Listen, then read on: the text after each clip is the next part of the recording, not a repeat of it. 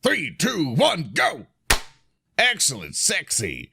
All right, everybody, are you ready for another exciting episode of WarHams?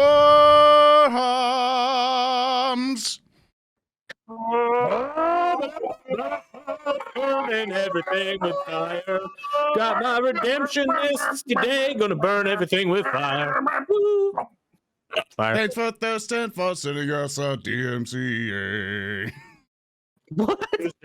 Everyone get ready. Gotten, You did it. we're done professionally. Oh wow. How? It's all down, boys. I don't even know what I DMCA. I don't know. We're sunk. You can't sing it. They'll get us thirsting. I The made music up a song. industry will Is end my us. made up song already DMCA'd? Is that how this works? It's taken. It was. Fuck. Never underestimate the might of Viacom. Damn. Okay, so first thing, because people read the thing probably in a different way, and it's probably my fuck up anyway, that there will be a VOD, chat. Don't worry. There will be a VOD. VOD's not going. We're just encouraging people to actually watch the live stream instead of just going, oh, I'm 10 minutes late. Fuck this. I'm going to the VOD. And then, we'll never see you again. We'd like to encourage everyone to come to the live stream because you probably don't want to miss this episode. You really, really, really want to watch this episode. Let me try to, I don't know how much I can emphasize that. Other than that, I have an incentive for everybody. I have a fairly big incentive for everybody. That one of the things that we kind of do to kind of measure the success of things or whatever to see how things are going. It's pretty much the live stream. Is that I basically kind of see are people showing up, are people really liking the show, all that other stuff, and basically just play how many people are watching it. And if people just kind of come in and go oh well, we just want to. We'll wait till 5 years for a video or something like that. It's understandable. Don't worry. You shouldn't really encourage anything. But we also want to encourage some more people to come over and watch us. We want more people to come over and say hi. So we want to make an incentive for everybody.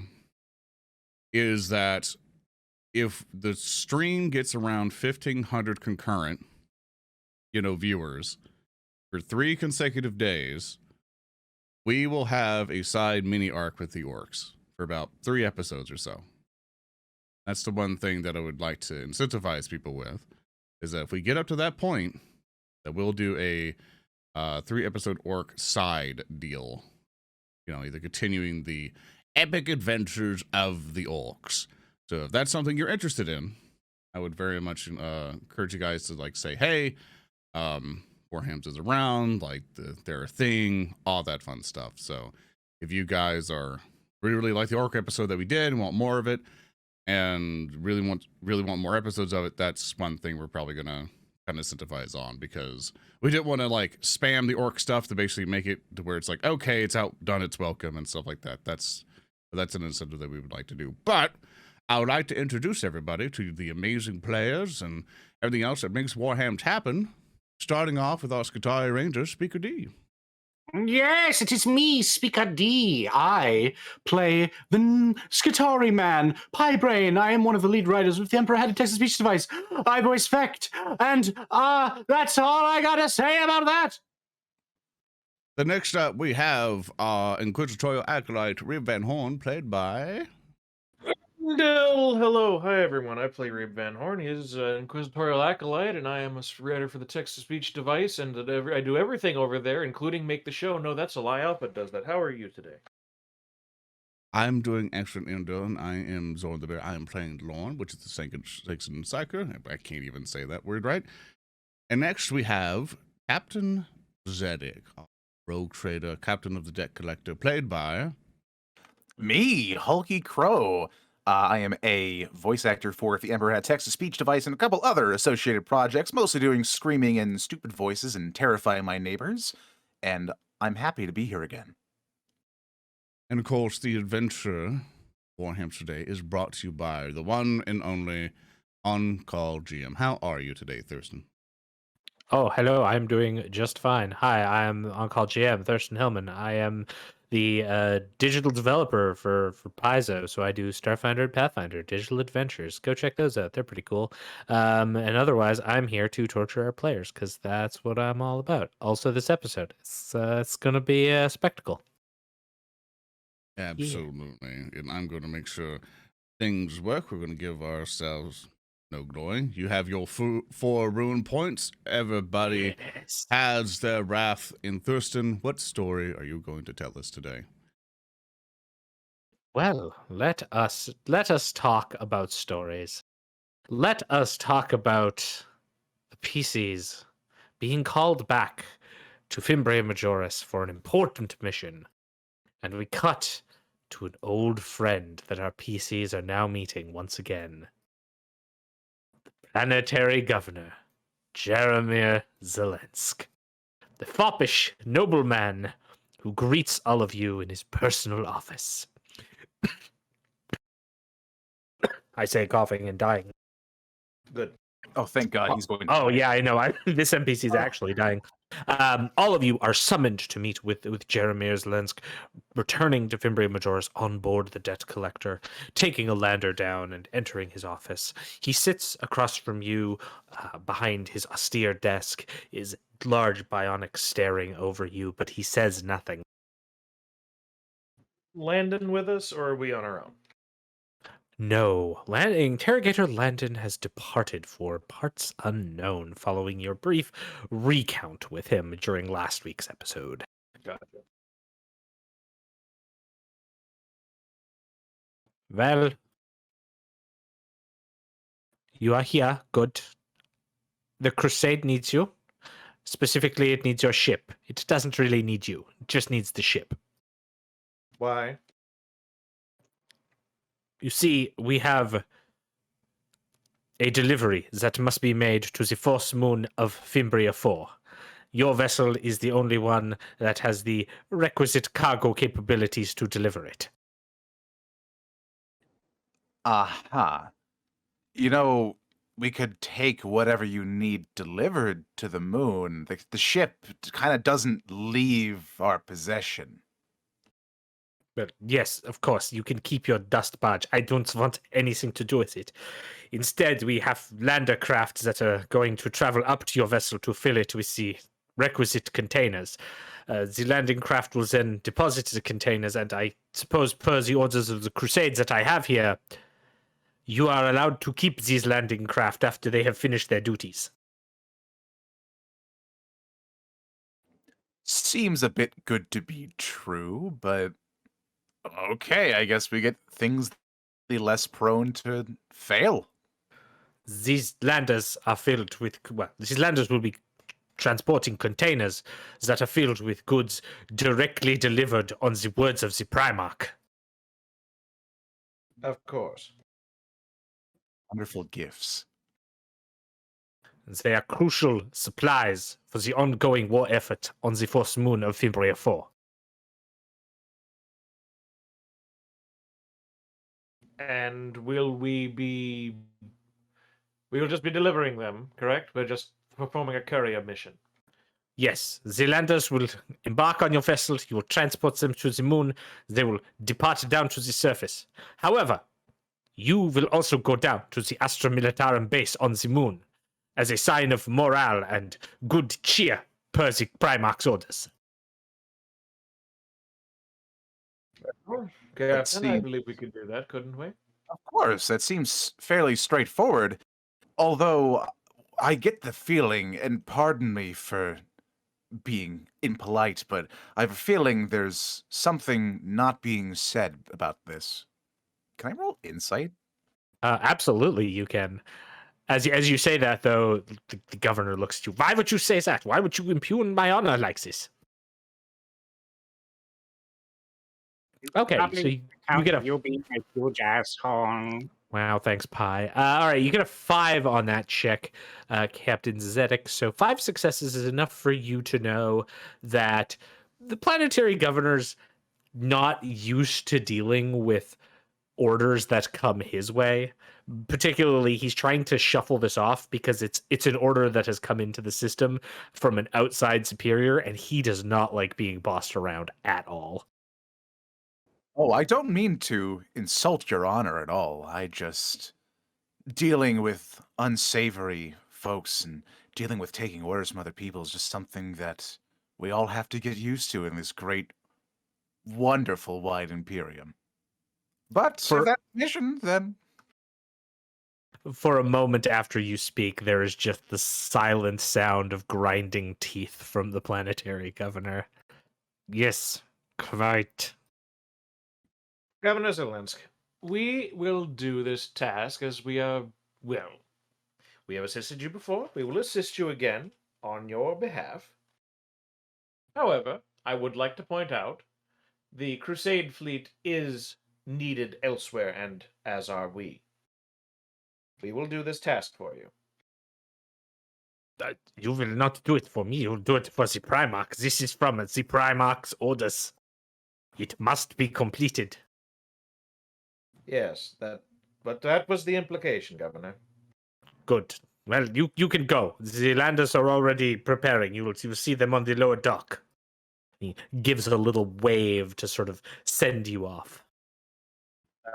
Reeb's going to get up out of the chair, and he's going to make another note. He's starting to take more notes on all the things that need to be written down, and he will make a note next to Governor Zelensk's name. Does not like serving the Crusade. And he will stow away his paper. Yeah, Zelensk has already stopped paying attention to you and has gone back to whatever note keeping or file taking he has at his desk. Captain Zedek will stand up from the chair and begin to walk out before stopping, turning about, and speaking back to Governor Zelensk. Oh, and Governor Zelensk. Yes? You may want to better your appearance next time. I noticed a bit of effluence on your jacket near the collar. Perhaps invest in some better rejuvenate. Anyways, bye. The snipe! Oh, fuck! Damn! Nobody gets to insult my piece of shit but my party members and myself. Shit, dog. Reeb with the passive aggression. Zedek with the active aggression. I All right. like to think that Yes. me and somebody else has sideways wearing caps in the background going, oh, and just basically hype manning up Zedek. Yeah, absolutely. You go back into the changing room, which is adjacent, and then it opens to the sort of perpetual drizzle of the outside. But as the doors open to the outside in the upper dock that you're on, you can see below you are several larger hexagonal docks, which are now home to about a half dozen immense lander craft that are currently loading on stacks upon stacks of large Munitorum crates. Can I go and speak with any of the individuals who are in charge of piloting these? Yeah, absolutely. You can head on down there. There's basically a little catwalk side that leads down towards that area from where you are. You can see that there's probably a dozen menials and about maybe 100 loading servitors that are going about their business. Are there any who could I see that is directing this operation? Because I'm assuming Zelensk is not doing that because he has obviously more important things to do than direct something he doesn't want to deal with. No, you can certainly, Reeb, give me an awareness test if you'd like. And I'll give you a 7 and a glory. Yeah, absolutely. So, as you are looking around trying to get a sense of who could possibly be in charge here, there's the almost momentary relief as you see Prefect Amalda, the young woman you'd met previously who'd provided you so much information, who is out with a slight rain protective jacket over her head, directing with hand signs to a group of menials on where to move these boxes. Prefect.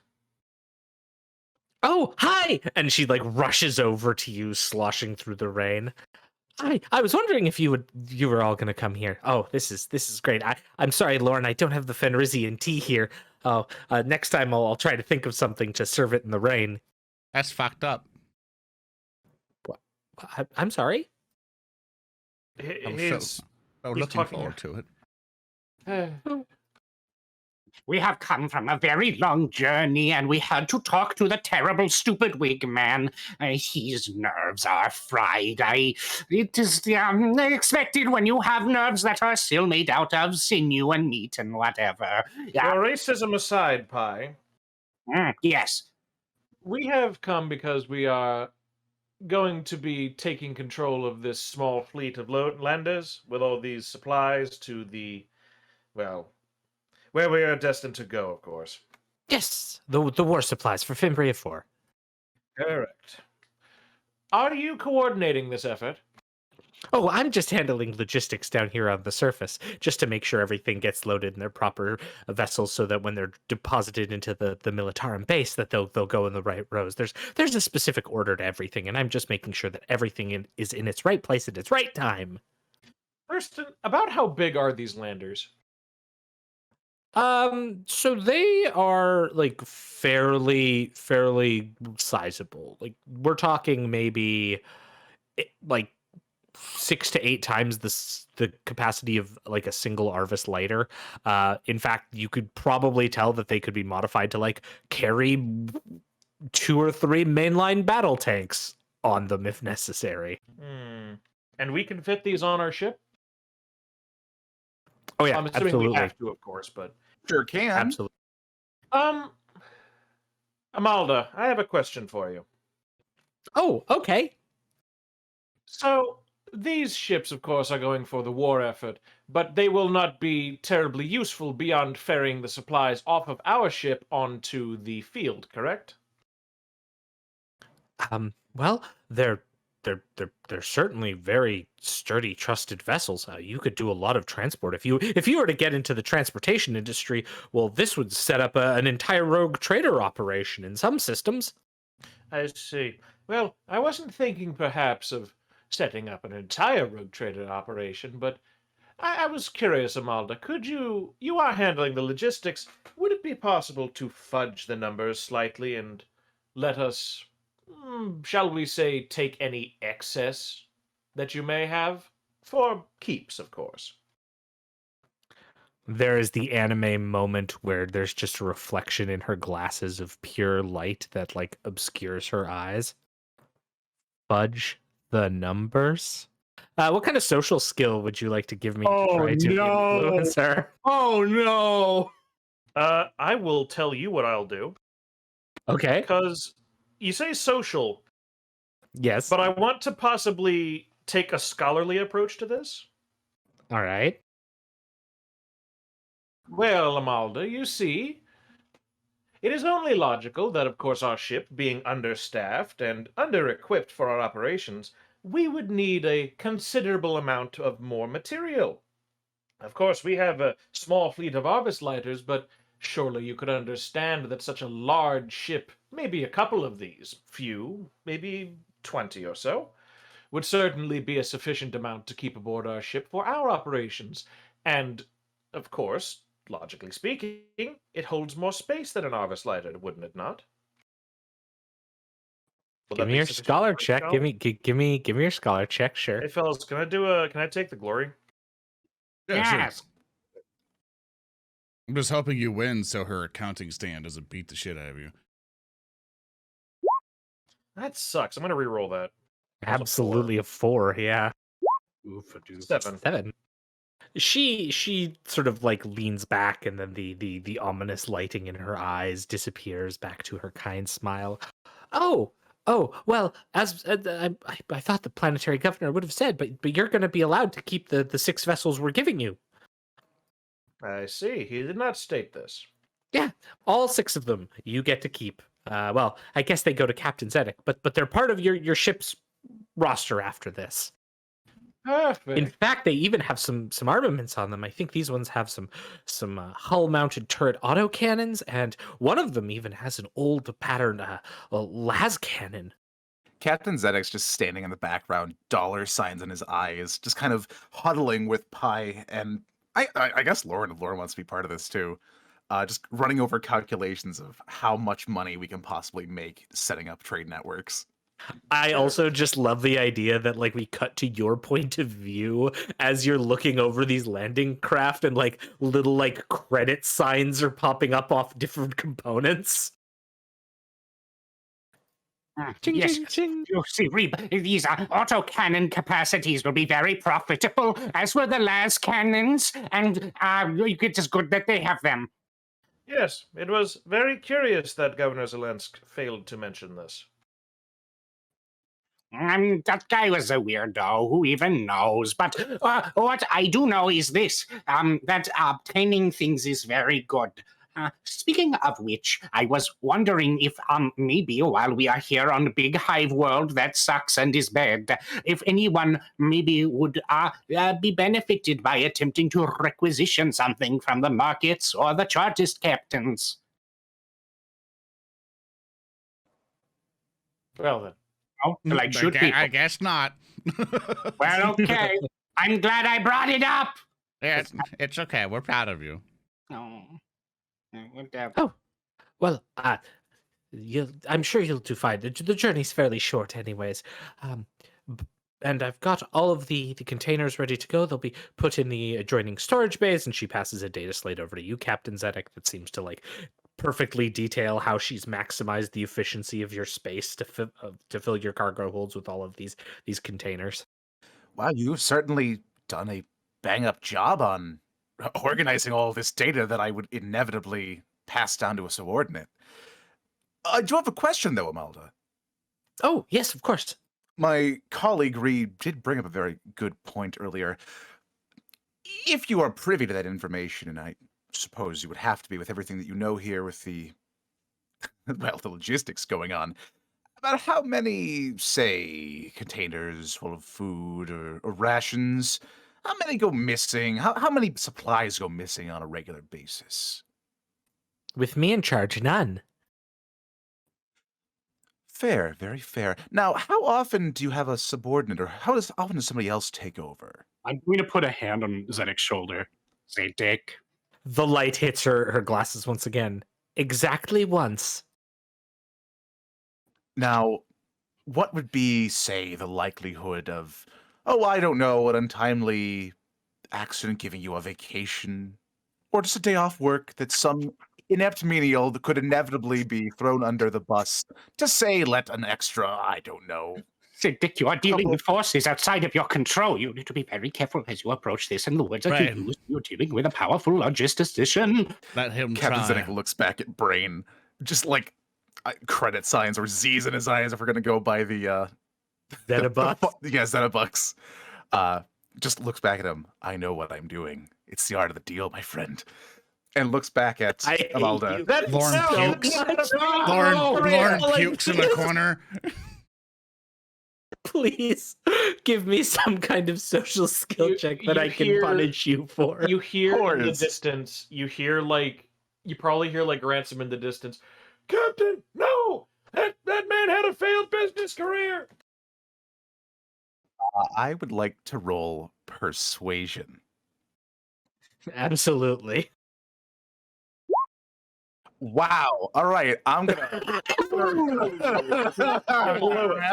a 1 incredible 1 and a complication too. and a complication. Oh, so good. 6. It is ordained. Okay. Oh gosh. All right. I'm going to use this one. This seems like really good in this situation. It's kind of an open-ended complication, but someone has taken our memes to heart and has put in Reeb will remember that by Tobrosif, which means that Reeb will remember this incident and it will have some consequence later on as the message pops up on the screen. However, Prefect Amalda, even with the 6, does not budge and like just gives you the smile with her glasses still reflecting the sort of atmospheric lights of the evening. Oh, I don't take vacation. I'm a very diligent worker. Well, can't blame a captain for trying. have seen men swallowed whole by the maze. I have seen what happens when you go up against an efficient system for civil maintenance.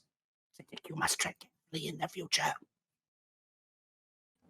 I calculated the odds.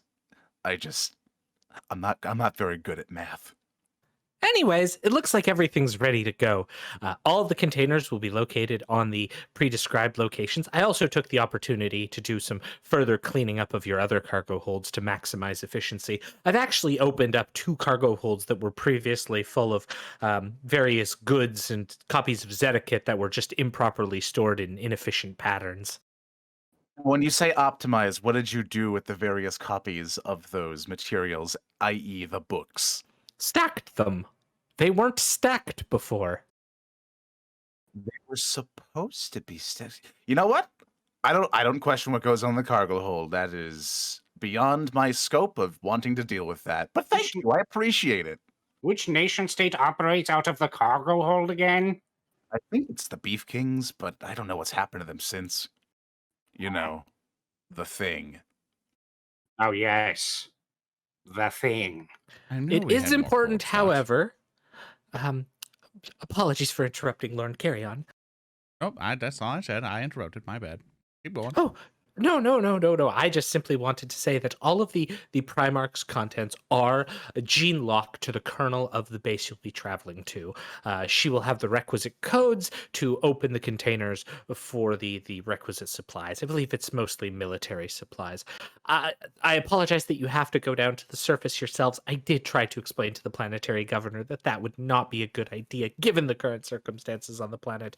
But he took the letters of the Crusade to their most fine extent and declared that you would have to travel down to the base for a short time. Now, was it said that we have to go down there, or was it not implied that we'd have to visit? It was something I thought we could have got around, but alas, I don't think we can. And to answer your question, Pi, yes, the current state with the Warzone there. Well, how's it going? Are we doing good? Are we winning? Well, as far as was last informed, the greenskins have been contained. Oh, well, that's not too bad then. I mean, how bad could it be? You're treating it like it's this very scary misadventure that's going to happen, and a bunch of unexpected, terrible things will happen to us, and we'll be trapped in another life or death situation. But it's just a military base. How bad could it be? Oh no, and I am correct in saying that the greenskin threat has been contained. We've simply had to increase the size of the exclusion zone by 120% since the last attack. Reeb's gonna pinch the bridge of his nose. You do realize that containment does not resolve simply by increasing the size of the bag you're holding it in. According to the Imperial Uplifting Primer, there are situations where that is an effective strategy, and I believe the Militarum commanders there have deemed that the current effective strategy.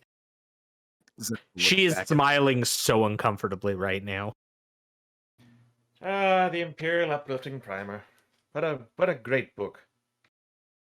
I'm glad I don't own one. You can't beat bureaucracy, Reeb.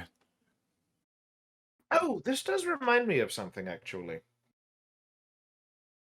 Amalda, Yes.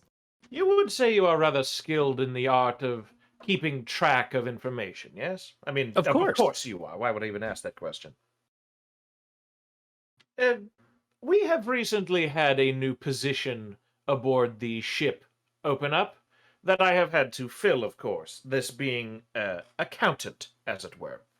Zedek's skill at keeping tabs on his money is rather poor. And I'm being charitable when I say poor. Why you gotta come for my mans like this? I mean, Hi. Reeb does remember that. Hi, let me ask you something. If you lost all of your limbs, do you think we have the components to fix them? Do you think we have the spares to replace them should they be blown off? I just imagine there's a flashback in Pai's mind to Gamu with the Phi Nu Augmetic with the Graya writing on it. We need a new accountant. It is very important to us that we achieve some level of competence with the accounting. Not a new accountant. I am looking for people to assist under me in order to keep the books straight, as it were. We need someone to lift up Reeb very tall so he can reach the top shelf that has all the important accounting information. Hi, I'm Make us taller than free you. money. We have ladders on the ship. We have elevators. We have literally things that exist. This on the extremely roundabout way of both insulting Zedek and praising your skill aside, would you be interested in joining us aboard the Debt Collector? Oh, I apologize. I can't quite leave right now. I'm in the middle of tax audit season. It's really busy here. What if we course. burn the tax audit papers and you get to come No. anyway? No, don't burn She the turns and papers. looks at you. Oh, Lorn, you're such a joker. I ain't fucking kidding. I'll burn it. Oh. I'll consider it. You'll be back here again, I'm sure. We can talk about it then. Yes, I imagine you will be. I imagine there may be an opening very soon in regards to the planetary governor's position. But that aside, Oh, I don't want that. I'm just a humble accountant. oh no, not that, of course. Just saying. We don't have the requisite XP and stats to recruit her yet. Sadly, It's not about. Listen, it's not about that. It's about giving her no other options. Wow. We're good at that. Who are you, Pi? No, And he just recognizes someone's super competent and is like, yes, we need to find a way to get her off this planet. What's the best way to do that? Well, if we can't convince her to come with us, we may as well give her no other choice. Funny sociopathy. Would you like to this join is our rich group? coming Takes from out gun. from the both of you. I wasn't actually asking. That was more of a formality. this conversation continues as your Arvis lighter chugs back up to the debt collector. I always hate Rain World. We don't have to keep going to Rain World. What's wrong with Rain World? Well, you see, there's the big man. He's very rude. He gets very mad when I yell at him. No one lets me throttle his stupid elder brain. And then we just walk around and it's raining and, but it's not even a real ocean. So it's like, what's going on?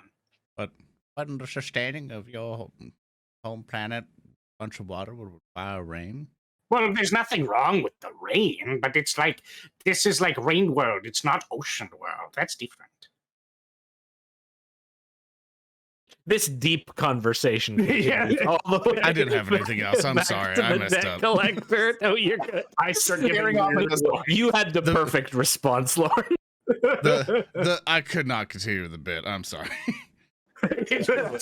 I'm sorry, sucked. your bit is too stupid. We cannot continue. It was like, I have It's like one of nothing. those, one of those Ed and Eddie moments where they say something just like out of nowhere and nobody knows what to say, and there's just like some ambient sound effect playing as they just stare off. You return back to the debt collector, where each of you is allowed to have a little bit of downtime as the vessel takes on these 6 large lander craft, which, as Amalda had indicated, begin loading up all of the equipment onto the vessel into the prescribed locations. All right, so can all of you roll me 2d6? Sure thing. I'll try. You will get a 5 and a 1 from me. The classic 1 and a 6. Max roll. 6-4. Lorn got Perfect. a 4 and a 3. Excellent. Okay. This is what I like to see. All right. So starting with Braine. Pi, what are you spending a little bit of your time on the ship doing? Just like a real quick summary of what you're doing. Oh, okay. I'm going to be helping Reeb and waiting until he leaves. What? Yeah, what's Reeb doing? What am I doing? All right. Fine. Reeb, what are you doing? I don't know, Thurston. What am I doing? Is there anyone else you want to ambush me with? Nope. I'm good. What are you spending your time doing? All right. He's going to. Is this an actual like test, or am I just like? No. This is just like a real quick, like 1 or 2 sentence. What are you doing, like on the ship as it's taking on this, and you're making? He's your way to the continuing fourth planet? accounting. He's continuing to do accounting because there's a lot to catch up on. There's a lot to complain at Zedek about. Oh, Wow, please. Reeb, do you need any on all this accounting? Can you assist me with accounting without destroying the paperwork, my chair, the room, or the menials? Oh, no, sorry. I guess I gotta go. All right.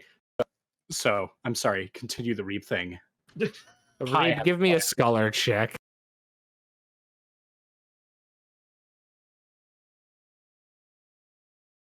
No. Pie. Yes. Well, Reeb was going to give him a scholar check. He said pie. Yes. No, I said Reeb. Reeb. I said Reeb. I heard pie. Okay.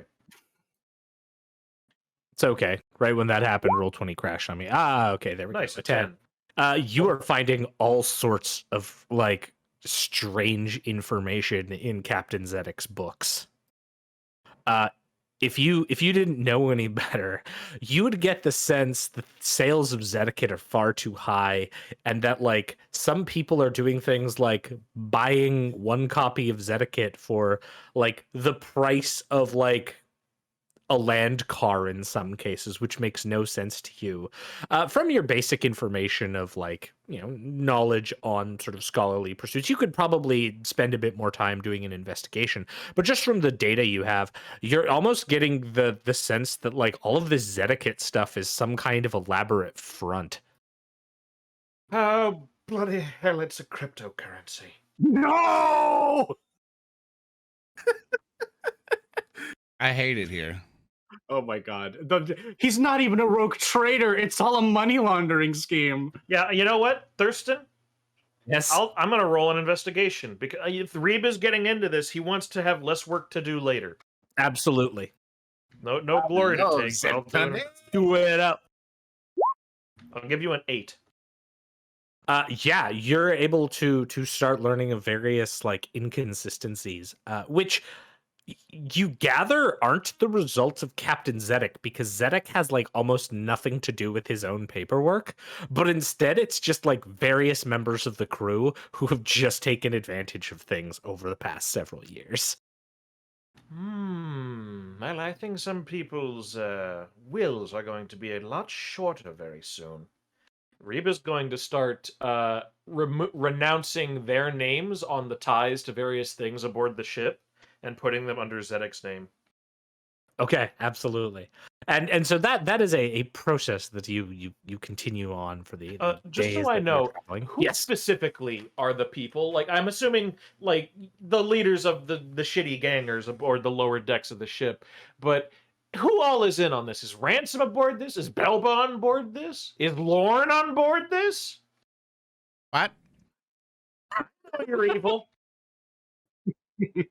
Oh, sure, but I don't do anything with paperwork. I dare not mess with the bureaucracy. I of the literally, Imperium. I would say, it wouldn't be Reeb because he doesn't want to skim off Zedek's top dollar. It wouldn't be Pi because Pi is probably not smart enough to do it and probably likes Zedek a bit too much to do it. But what about Lorn? What about him?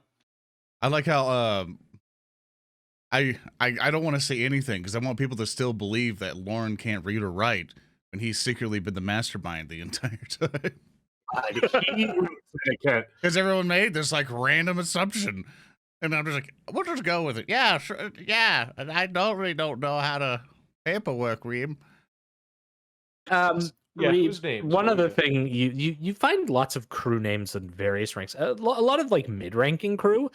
But it also seems like underneath the funneling of Zedek, there's also some kind of funneling going on for what you can only gather as protection money from people who don't want to be murdered in the like mid and lower decks. Murdered by who? So, Braine, what were you doing? I'm really glad you asked me that. Well, I have, of course, offered all the help I possibly can to our dear friend Reeb, and therefore I must take my payment. I'm running into the medical lab. Okay. You enter the medical lab.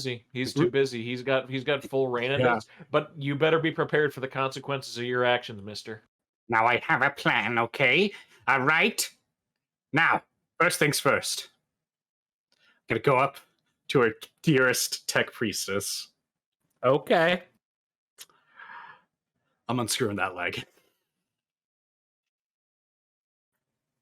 Okay. Unscrewing that leg. I'm sorry, are you stealing her leg? Yes. Okay. You can do that. Reeb just didn't want to do it because he didn't want to give her a synaptic shock. Pi doesn't give a shit. Oh, Wait, okay. that's not what that does. I'll No, no. allow this. Please, please give me a tech check first. You got it. If you blow this. I'm gonna cry. If I blow this, I'm gonna cry, bro. I fucking believe in you. I'm gonna be weeping for like days.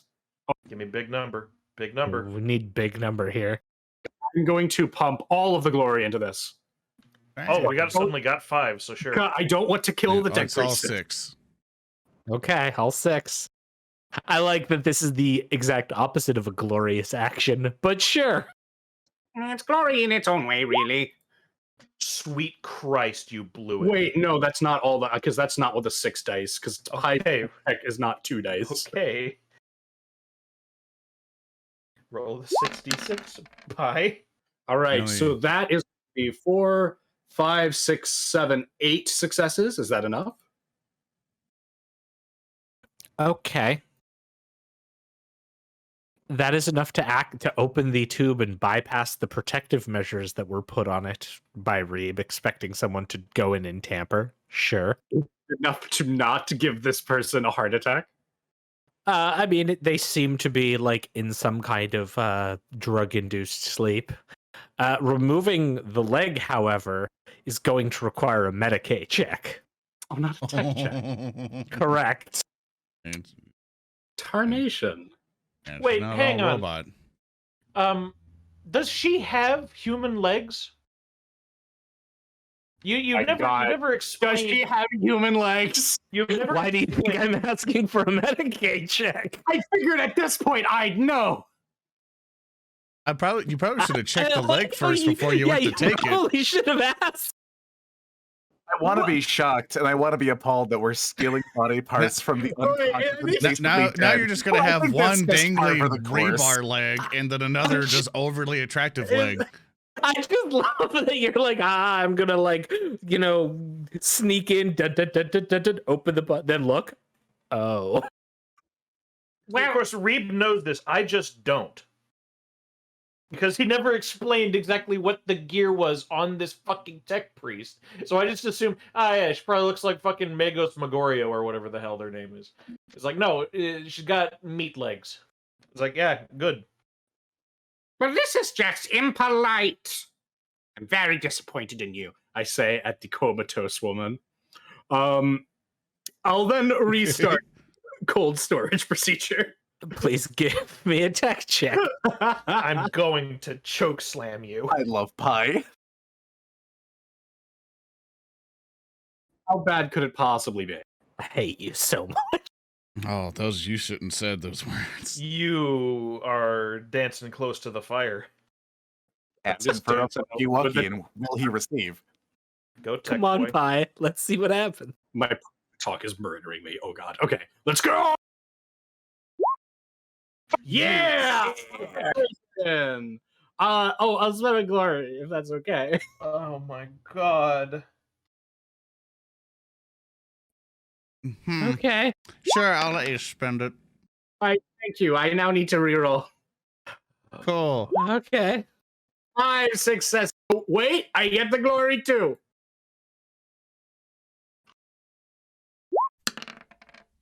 We Mhm. did it, right? 5 successes. I'm gonna throttle you. Was that meant to be a tech or a Medicaid check? Okay. That's a tech. That's he's tech. Because putting- he's trying to Okay. re-see. I'm Okay, trying to just okay. undo what I did. Oh, okay. So I'm going to use this just absolute latest one we have here because it's perfect. It's entitled Rube Goldberged by Laser Beastman, which is your check, whether successful or not, causes a domino effect of misfortunes that result in the destruction of the environment and possible injury of bystanders. So as you like seal this thing up, you do trigger some of the safety measures that had been placed on it, and so you see just electricity arcing. But since it was this protection was originally intended to basically be like a zapper for anyone trying to get in, since you've already closed it, the electricity doesn't have anywhere to properly go, and so it starts arcing around the equipment in the room, and you can see like all of the medical equipment starts to just like pop, and then like a few of the patients that are like undergoing, you know, routine treatments from Reeb, like one of them was just here to get like the common cold. The energy just arcs through them, and there's like this sudden shaking and foaming of mouths as they all fall down like quite dead on their stretchers after this cavalcade of energy goes through the room. You are in big trouble. Well.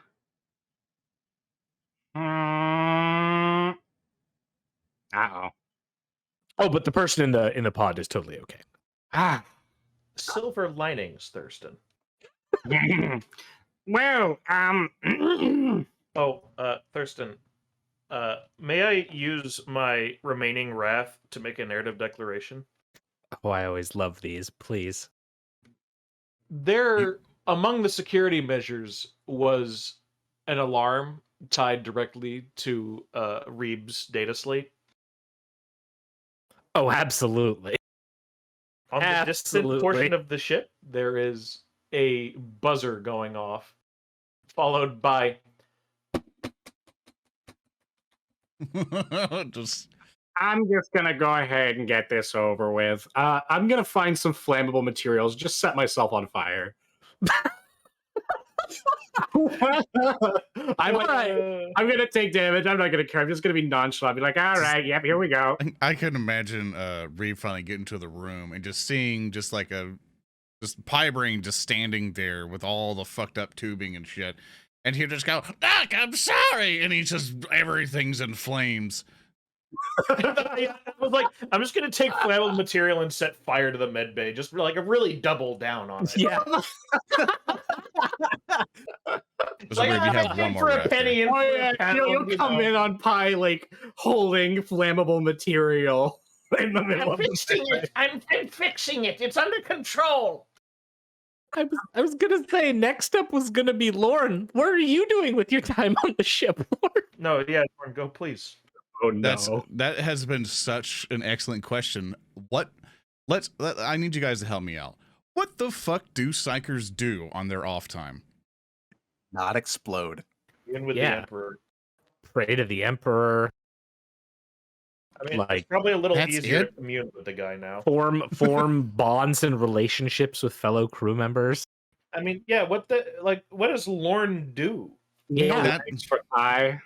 I haven't figured that out yet. I He's I young, guess like- I'll. Wait. Zoran. He's Fenrisian, isn't he? Yes. What if he was inspired by our little trip to the bar on, Shady Rock? Do I just drink myself to death every time we get I to was the gonna deck say collector? you set up a bar. I'm inspired to drink Excessively. No, That's the we'll spirit. take that. We'll take that idea and we'll twist it around. Lorn has set Oh, up no. his own bar. Oh hell yes. Oh Called the hell barking yes. wolf, called the Barking Wolf or whatever, and he's just serving various people in the deck collector. He's wearing his whole entire outfit changes. He's in like the whole nice suit thing, little bow tie that you can never see under his beard. he's just serving people various drinks and bits and bobs. Like he's having such a good time. He's cleaned up instead of like a matted hair and all this other stuff. He's nicely combed. There's oil in the beard, all this other stuff. Come to So- Lorn's is fun. Don't watch. Yeah, What? you've got like 5 people sitting at your bar. They're Oh, all just oh. like asking drinks. When people come in, like with Cheers or whatever, it just says like everybody complicates, da, da, da, da, da, da, and then just continues with a looping theme song for the entire bar. That's just in Yeah. the background. And you clearly are there. Actually, there's 4 seated, and then the 5th one walks in, and the music plays, and they wave at you. Hi, Lorn. Ah, it's Ted. It's me. It's me. Iron Hands ex Admech forever. He sits Yeah. down. Yeah, whatever the fuck you said. What can I do you for? I'll take whatever you've got, because that's about Well- all you can hope for on this ship. I have a lot, actually. I have choices this time. Yeah, we'll just do fundraising now, because it's the only thing I can do off the top of my head. Here you go. All right. Glug, glug, glug, glug, glug. So are you trying to make friends with these people? Like, are you trying to build up like a social network through your bar? Oh, sure. Like, I'm trying to figure out what's going on in the debt collector, figure out the wide information of the world and galaxy, all sorts of things. And also trying to learn, I'm also trying to gather information on who the murderer has been in the debt collector all this time. Who is this? Oh, this is what your This is bar my is for. day job. Excellent. All right. What skill do you want to use for this, Ah, shit. Lorn? Yeah. What skill do you want to use? Mastery. I have nothing good. The issue that I went so far in What the skill would you like to use for this? Psychic mastery? You gave me an Justify option. it. Justify it. I'm reading their minds. I don't fucking. I'm Okay, sorry. I'm yeah, totally. I'm unprepared today. I am not going to be funny today. Do it up. Give me some psychic mastery. Okay, so basically, I'm using psychic mastery to detect any warp entity. Fuck, I don't know. Wait, I'm sorry. Are people coming into your bar and you're walking up to them? You're like, yeah, here, have a nice glass of a drink or something, and then you put your hands to their head like it's Shadow of Mordor and just say, give your mind to me. I'm staring deeply into their eyes as I serve them drinks. I'm just going, so how's it going? What did you see today? And then I'm just like, trying to gather. Oh yeah, from then the Shadow of second ways. Mordor like zooms in on your eye and you see their shit. So here's a problem, by the way. Yep. There was some influence of the world, and my role, instead of giving me a glory, complicated. Oh, okay. Well, that's always fun. On a Let's psychic mastery, see. no less. On a psychic mastery. So how many D6s do I roll? Well, let's... I did get a 10 on the second Oh. mastery test for audio people. Oh, I know what we're... Oh, I know what we're doing here. This Okay. is perfect. All right, so we're going to use a variation. Thank you, Mechanicus Inept, for this lovely warp-based thing. Unwanted warp transposition.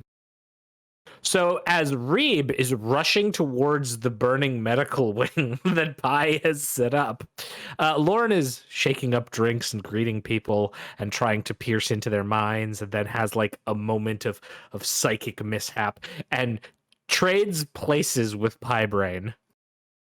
Uh-oh. Yes. Okay, I don't drink, so this is always awkward for me. What is the most flammable, like, I don't know, it's like Everclear or something, the most flammable alcohol we can think of? I assume you're just making Moonshine? moonshine, which is Like probably what you're Fenrisian making. moonshine? Okay. Yeah, yeah. perfect. Fenrisian ale is flammable by default. I think it is, yeah. I think like they actually talk about how like non-space marines can't drink some of their drinks too. So yeah. We'll just say Fenrisian Reeb whiskey or is something. running down the hall.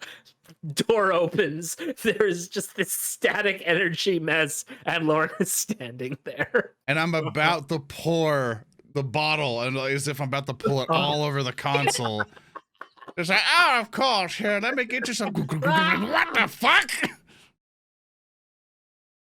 Hey, Thurston, is there a stat roll for 10 times firebomb? Uh, Oh no. I mean, possibly.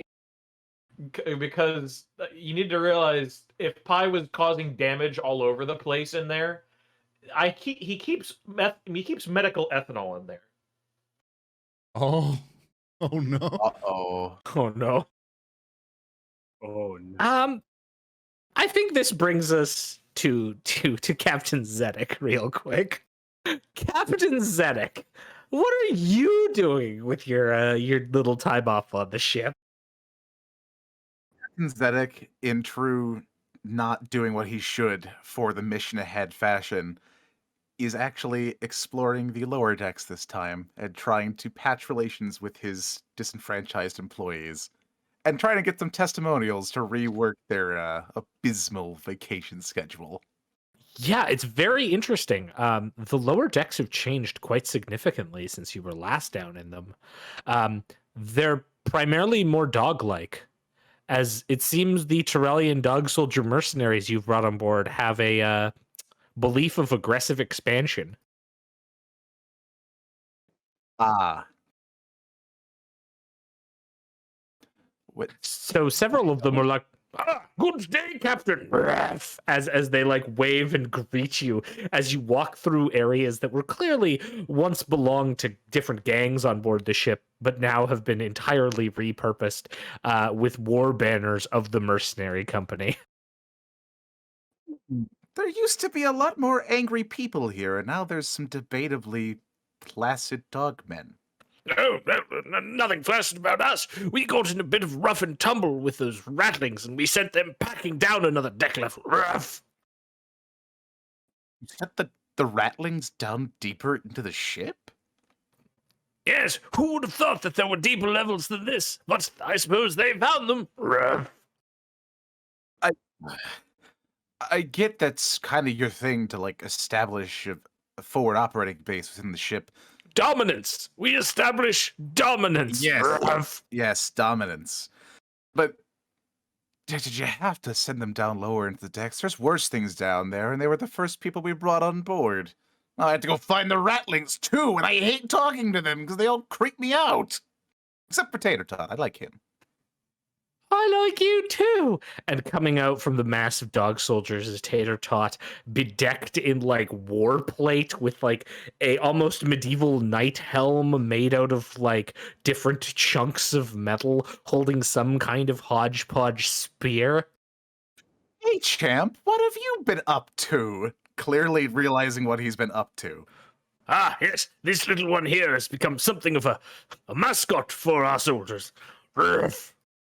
Oh, I like these puppies. What have they been teaching you, Tater Tot? How to achieve victory. Yeah, that's about right. Yeah. So, you don't mind if I just take him back, right?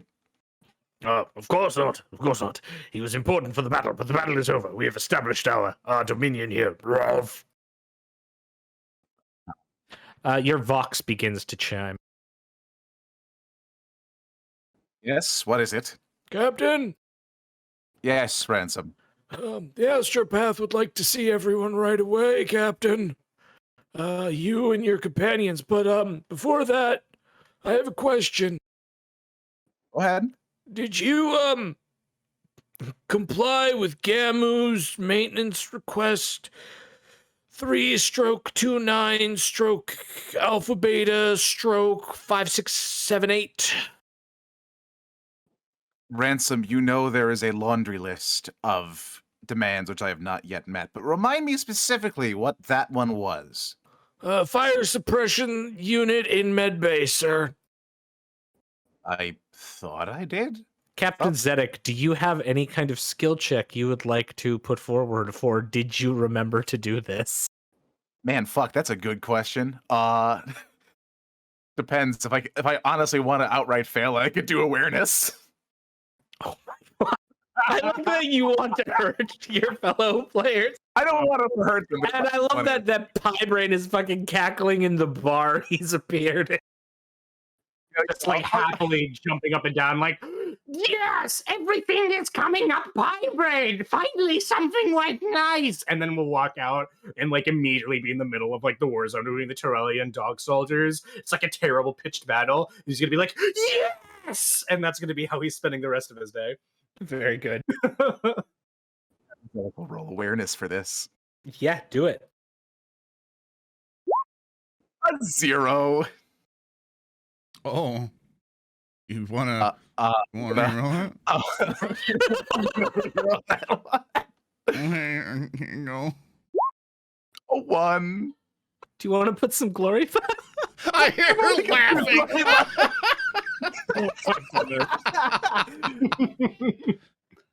He's not gonna pass, Zoran. Try. You want to put that glory behind it, chick? Sure do. You can reroll the 1 because you spent a round 2.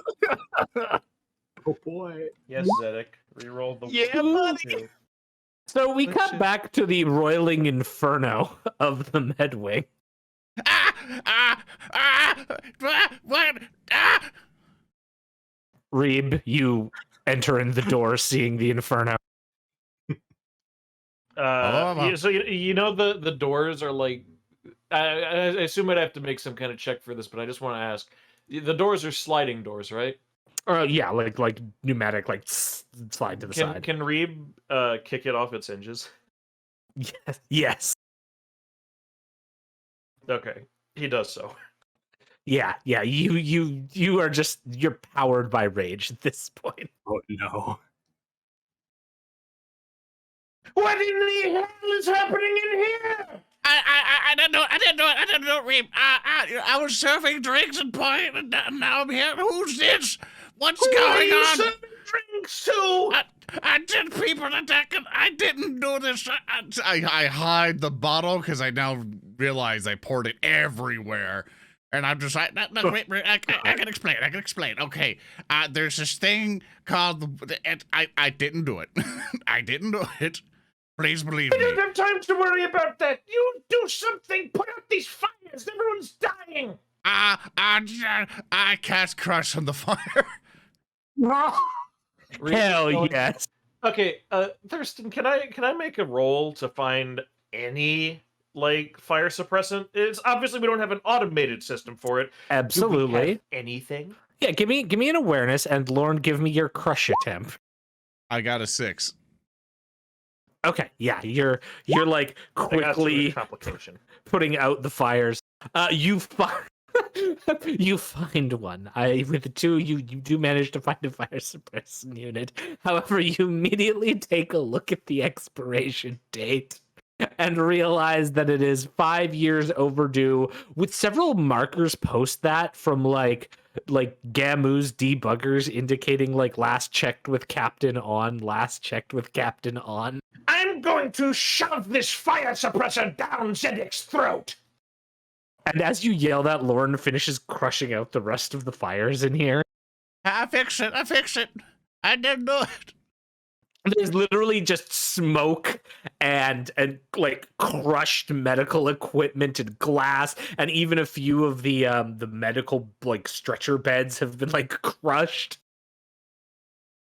Reeb is going to approach where Lorn is. Lorn is standing directly in front of the tech priestess, correct? Yeah. Yeah.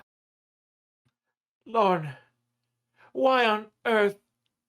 The door is like slightly ajar, but all the like machines are active. Yeah. The door is now sealed, but like you can tell it was recently accessed. Lorn, why are you opening up her casket? She's not recovered yet. I didn't. I don't even know how to. I had just appeared here. You appeared here? I was serving drinks, and then I tried to like delve into someone's mind to understand their psyche to find the murderer, debt collector, and then I was here. But Oh, you found the murderer on the debt collector, all right. But the alarms on the casket, I set them up to go off if anyone tried to interact with them. What? And I appeared here, and then you burst down your own door. The room is fucking smoking. There's like char, burnt bodies, destroyed medical equipment, shattered materials, and everything Reeb tried ever so hard to keep some semblance of normalcy aboard this ship is now a complete and utter wreck. Yes. And the one thing that people continue to mess with is the tech priestess, who is not fixed yet. And he's going to sit on a burnt up bed and think. Hello, Your vox is all cracked. hello, Reeb, Lorn, Braine. This is Lieutenant Ransom. You're needed at the astropath's quarters immediately. Lorn, You can go through. You have cameras in here, right? Thurston, do I have cameras in here? Do we have a budget for that? Hey, Captain Zedek. Yeah. Could you do me another I- roll of some sort to see if Thank you you. put budget forward to fix the cameras? I appreciate now that I did, like, anytime there's anything about the deck collector, the questions don't have to come to me. They have to come to for his Vote. This is a fine boat. Yeah, I don't want to give you an awareness test for that. That ain't gonna go so well. Which I'm sure skill it's do you want to Wells or use? something. You want to give me leadership to see if you're like, because you seem like one of those managers who probably likes keeping cameras on your employees. Oh, 600%. Zedek does Yeah. not trust the people on his ship. That's a 3. Hey, Oh. Zedek. Hey, Zedek, you got like a wrath point there. You How about got a you little use that dice there. rat Just point, roll. Mr. Man? Yeah, you got a little right You there. wanna spend that little rat point to help your buds out? I don't know. Right Can I make a narrative declaration to say there's cameras that are very obvious in the room instead? Yeah, I'll allow that too. Sure. Jeez. Yeah, there are absolutely cameras that are there. Little signs that are dangling down that says "Ignore me" or "This is not a camera." It's a skull. It's a servo skull that's been welded to There the is an roof. actual like fake camera in the room, which has a sign below it that says "This is a camera. I am watching you," Oh, absolutely. and it's very obviously fake. In fact, it's falling apart like the rest of the ship. Reeb is like he's looking. He's like half-heartedly looking. He's mostly just got his head in his hands in like despair. Who would cause this damage? Who would be this malicious? I wanted the legs, but they're flesh. They're pointless for him. This It turns on and you see the culprit. Wait, DM. Oh no. Yes. Pi, while he was down below, venting, Mhm. I think he had a crisis of conscience. Okay. Does he now? And I think that he is ignoring the summons. Will do what he believes is right. Oh fuck. So he's going to grab a fire suppression unit. I thought you said Run he's gonna grab back- some more gas and burn down the Yeah, bar. And it's- run back up to the med bay. And likely the moment either after or just before that he gets that camera working, Pi is going to burst open the door and just start spraying fire extinguisher everywhere in an attempt to try to fight the fires that no Yes. longer exist. Mark Pi down the wrath point for this beautiful narrative declaration. As Reeb and Lorn are like looking at the camera data and clearly see the like Elmer Fudd-esque Pi enter the room, prepare to get into the device, and that's when the door doesn't even open because it's already been broken open. That's when Pi comes in, probably shouting while dousing all of you in flame retardant goo. Everyone get down in the fire! Just everywhere. No doubt covering Reeb and Lorn. So I have a proposition, everybody. Can we rename WarHams to Space Station 13 Shenanigans? That's 13-bit. Right up until the point where I scoop out Pi's brain and put it in Officer Beepski. You see, that's how he won, man, in a beep ski. Jeez, he is Officer Beepski. This sucks. Oh no! And with Reeb that, is, like sad. I think we are cutscene skipping ahead to the aftermath. With clearly Lorn and Reeb are still doused in like flame retardant detritus as they have met up with Zedek to go and meet with the ship's actor. Lorne's got a Mr. Whippy on his head. Just for This just so you fucker know, again. Jesus. I didn't have time to waste going back up to put Tater Tot somewhere safer, so Tater Tot's just kind of riding on his shoulders. Oh gosh, in the little armor. Yeah, little armor. Yeah, absolutely. And yeah, so the three of you encounter Zedek with like armored knight Tater Tot on his shoulder in the entrance to the immense warehouse like factory that is the ship Astropath Winnick Revet's domain. Oh, hey guys. Captain. I didn't do it. I'm just looking at my hands. Just soaked in foam. Zedek looks at all of them, just completely disheveled or covered in goo, and just knows not to ask. Ready for another exciting conversation with the astropath? Yes. You just hear this like sound coming from deeper.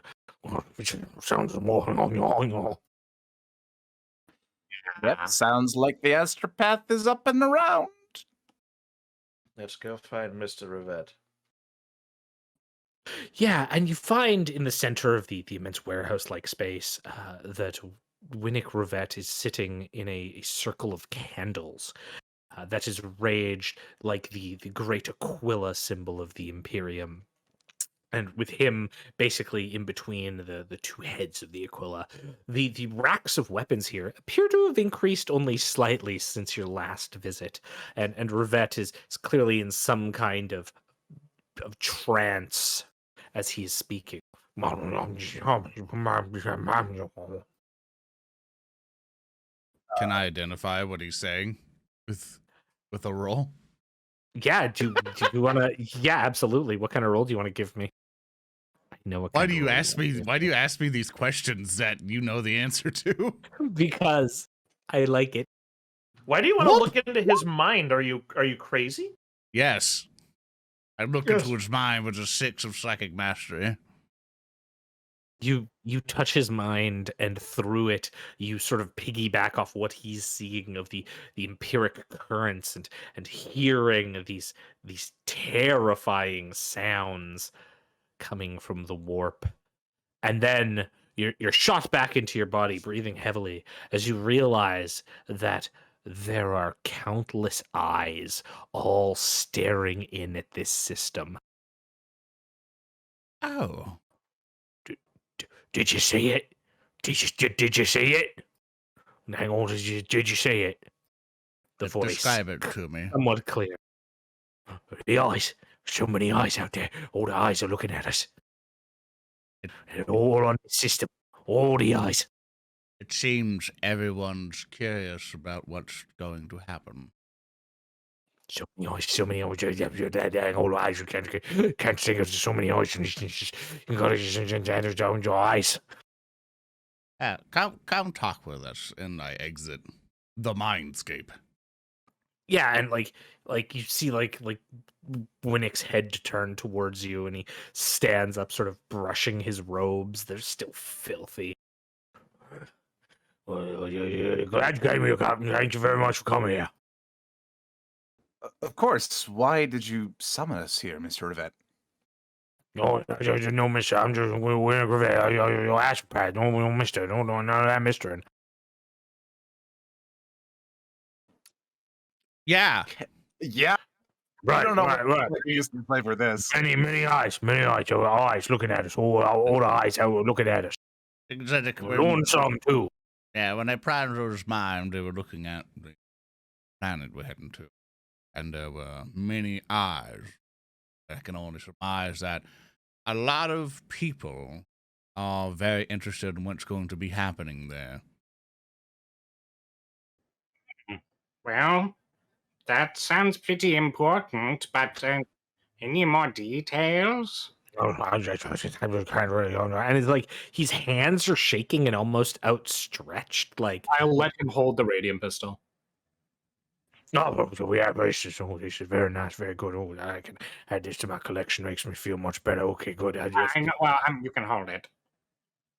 I was just okay. Well, the eyes, there's eyes looking in on the system. So many eyes, everything, lots of eyes, lots of new eyes, old eyes too. Same eyes that I saw back then. The eyes that were looking at the ship, they're looking at the ship again.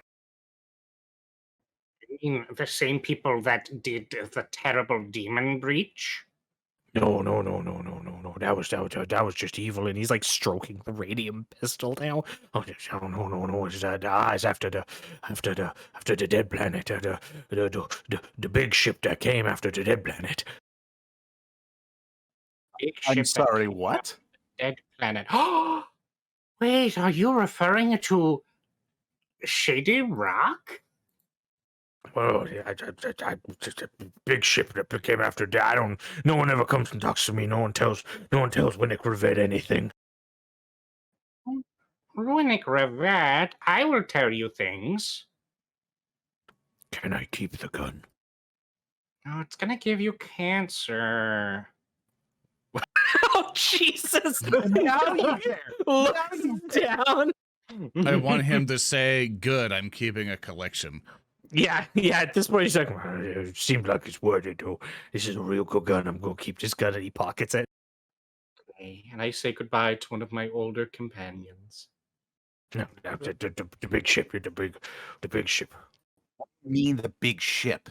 The big ship that came after you were down on the dead planet. It is the same one who was looking at us from that ship is looking in on us now. There was no. Winnick, Everyone, what- give me a willpower test, please. No, you got it. Can I just submit to it? Absolutely, you can. He will just submit. Okay. Reeb is not in a good mind state to resist any psychic emanations. 4 successes. Glory. Lorn got a foil Oh, complicated. Jesus. Oh, very good. Okay. All of you have no idea what Winnick Revet is talking about. None of this makes sense. There was no ship in Shady Rock. Nothing here makes any sense except for Lorn, who, like, what he's saying, that there's something, and it just gives you a painful headache. Don't mention it again. You kind of like struggle with this as he's sort of like turning his head towards you. And for this, I'm going to use the complication WarHams by Toadbear, where two characters entirely misremember a scene. And your complication, Lorn, is that both you and Zedek entirely misremember what happened after you left Shady Rock and have just entirely different visions of what happened after you left that strange, mysterious planet.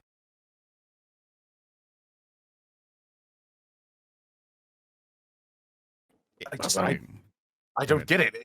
We took the guy. We went to the theme park. I don't. Wait. It was a water park, Zedek. A water park. Oh my! No, it was a theme park. We were on trunks. It was our vacation. It wasn't a vacation. We don't get vacations. Of course we get vacations. I We don't get a vacation. None of us get vacations. I Well, I was the having a rats here. vacation. That's all they feed me, the rats here. I'd like a vacation. You're supposed to get rations. Why? You're supposed to go to the fucking restaurants that we give you coupons for. We don't do that here. I literally set aside money for this. Yeah, they don't do. Reeb remembers that this is some of the money that is being used as part of the protection racket. Oh, yes, that's correct. Captain, there is a matter that requires your attention. There are many matters that require my attention, Yes, but and most you're gonna pressing listen is to the fact this. that there's a restaurant that's supposed to be operating and they're not operating and feeding them the nuggets. Captain, the nuggets What? are the least of your concerns at the moment. There is a protection racket being run that does not have your grace, of course. Oh yeah, everyone on board the ship real worried about the lower deck killer. Why haven't they caught the lower deck killer? There's literally cameras all over the ship. Yeah. Captain, are you putting money towards it? Have security that should be locating the killer. What is the security doing? Captain, Nice. See, now there's the copycat running around. Now there's two lower deck killers. No one knows There's what's two? All Yeah. different. I need you to understand something, and I'm going to run through this with you. You said that you're putting a security team towards it. Are you putting money towards the security team? Yes, it's part of their pay. They're like the best paid people on this ship besides me. Reeb, Who's Reeb, for your check, you would know that the security team members are absolutely all dead, died on the first day of their job, but have still been collecting money somehow. Captain, if you had bothered to run a cursory check, you would know that the security team you've been paying have been dead since you first sent them down there. What? You're paying nobody. Okay. You are funneling money into a furnace, Captain. How can they be getting money if it's not going anywhere? The money has to go somewhere. Captain, it's digital. Your book is a fiat currency. No, it's not. I pay them in Zeddy-bucks. Captain, who's paying them? Captain Zedek pauses for a moment, because even he has not contemplated where the money is coming from. He just figured it was kind of always happening. You know, I don't know. Crackle of the Vox. Captain, we are approaching Fimbria 4. Wonderful. We'll be right to the launch bay. Oh, just remember all them eyes. All the eyes are watching, and there's the big ships out there. We need to come back to this whole big ship thing. We need to get you more guns so I can understand what you're saying. The best guns. I need all the guns. Aha. Oh, yes. Because we neglected to get you a gift. Here. Reeb will, just as a show of charity, pass him along the master-crafted lasgun out of his inventory, since I, A, don't use it, and B, I kind of was intending to give it to him anyway. Oh, this is a very fine piece of equipment. I like it a lot. It feels good in my hand, nice grip. Yeah, this will help me deal with those warp bugaboos. Of course.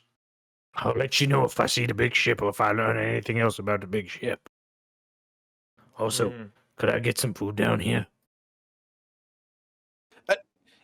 Yes, of course. Go up to the bridge. Tell them I sent you because they were supposed to be Don't giving wanna go. rations. Send someone down here. I'm scared. I don't want to go. Oh, of course. Why are you scared? Because all my guns are here, and I know where all my guns are. Long as my guns are here, I'm safe. Captain, you can afford to keep the navigator well supplied. Why can you not afford to keep Mr. Rivet supplied?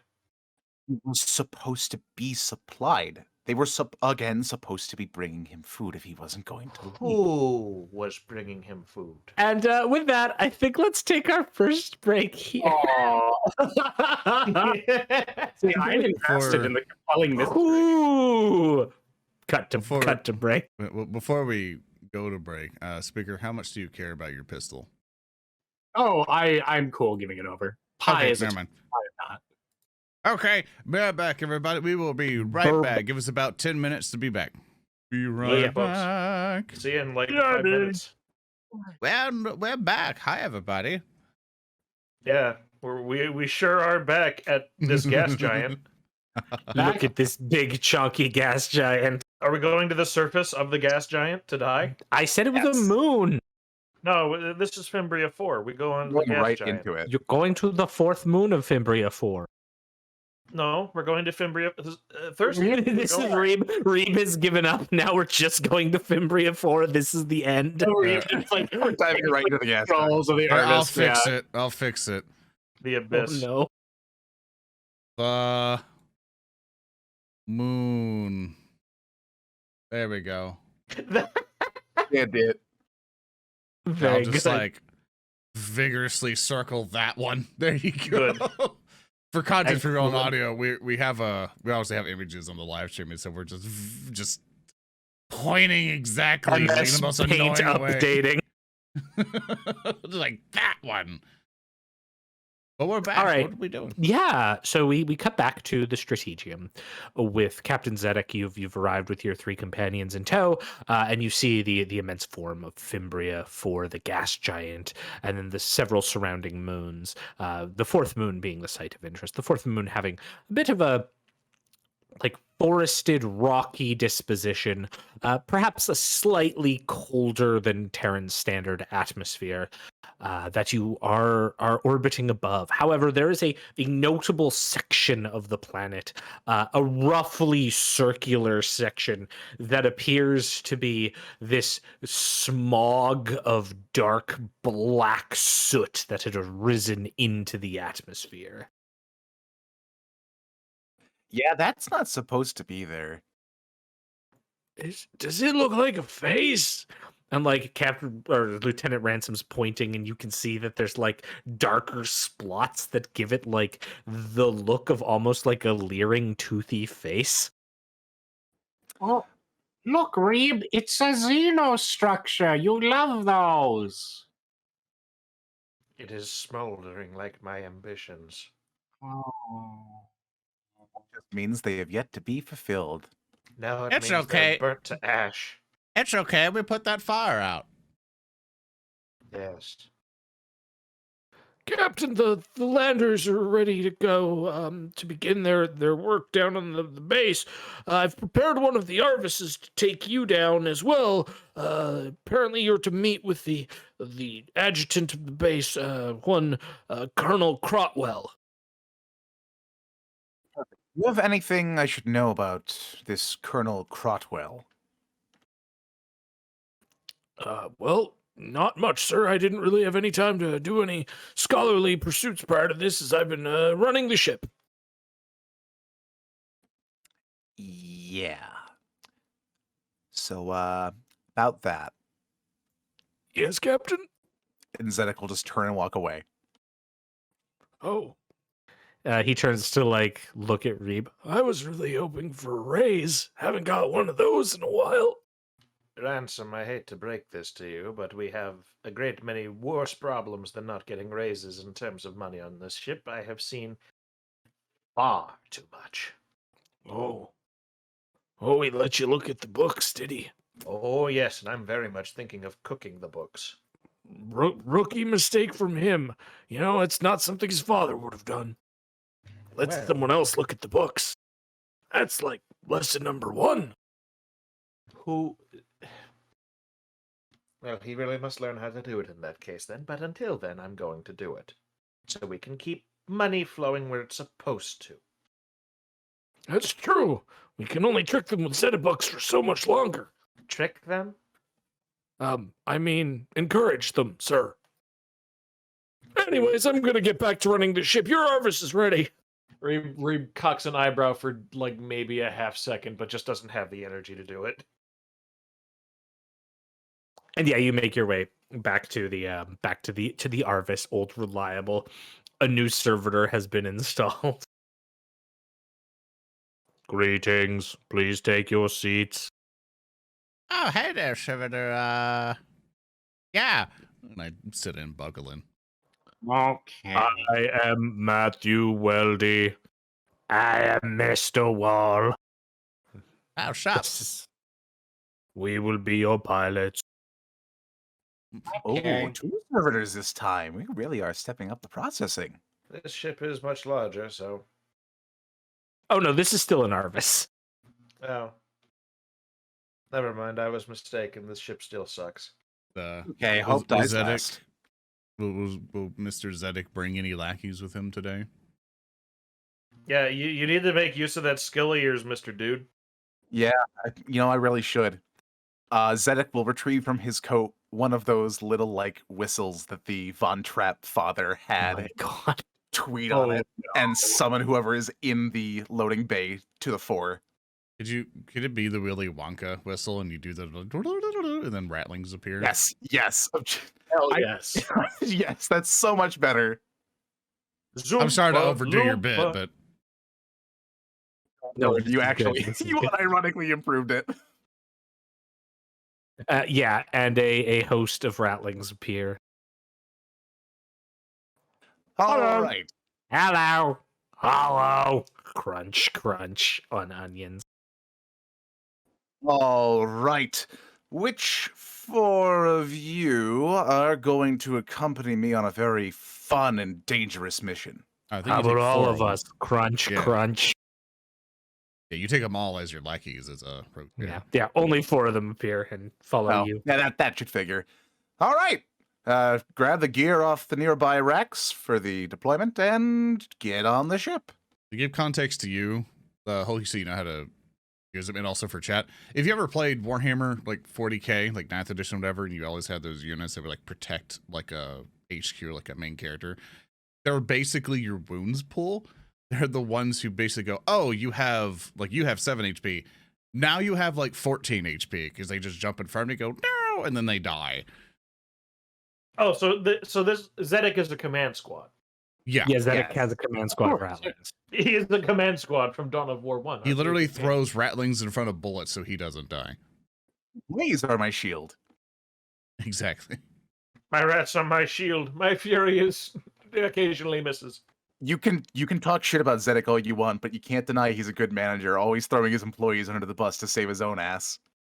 The shuttle begins to make its descent towards the surface.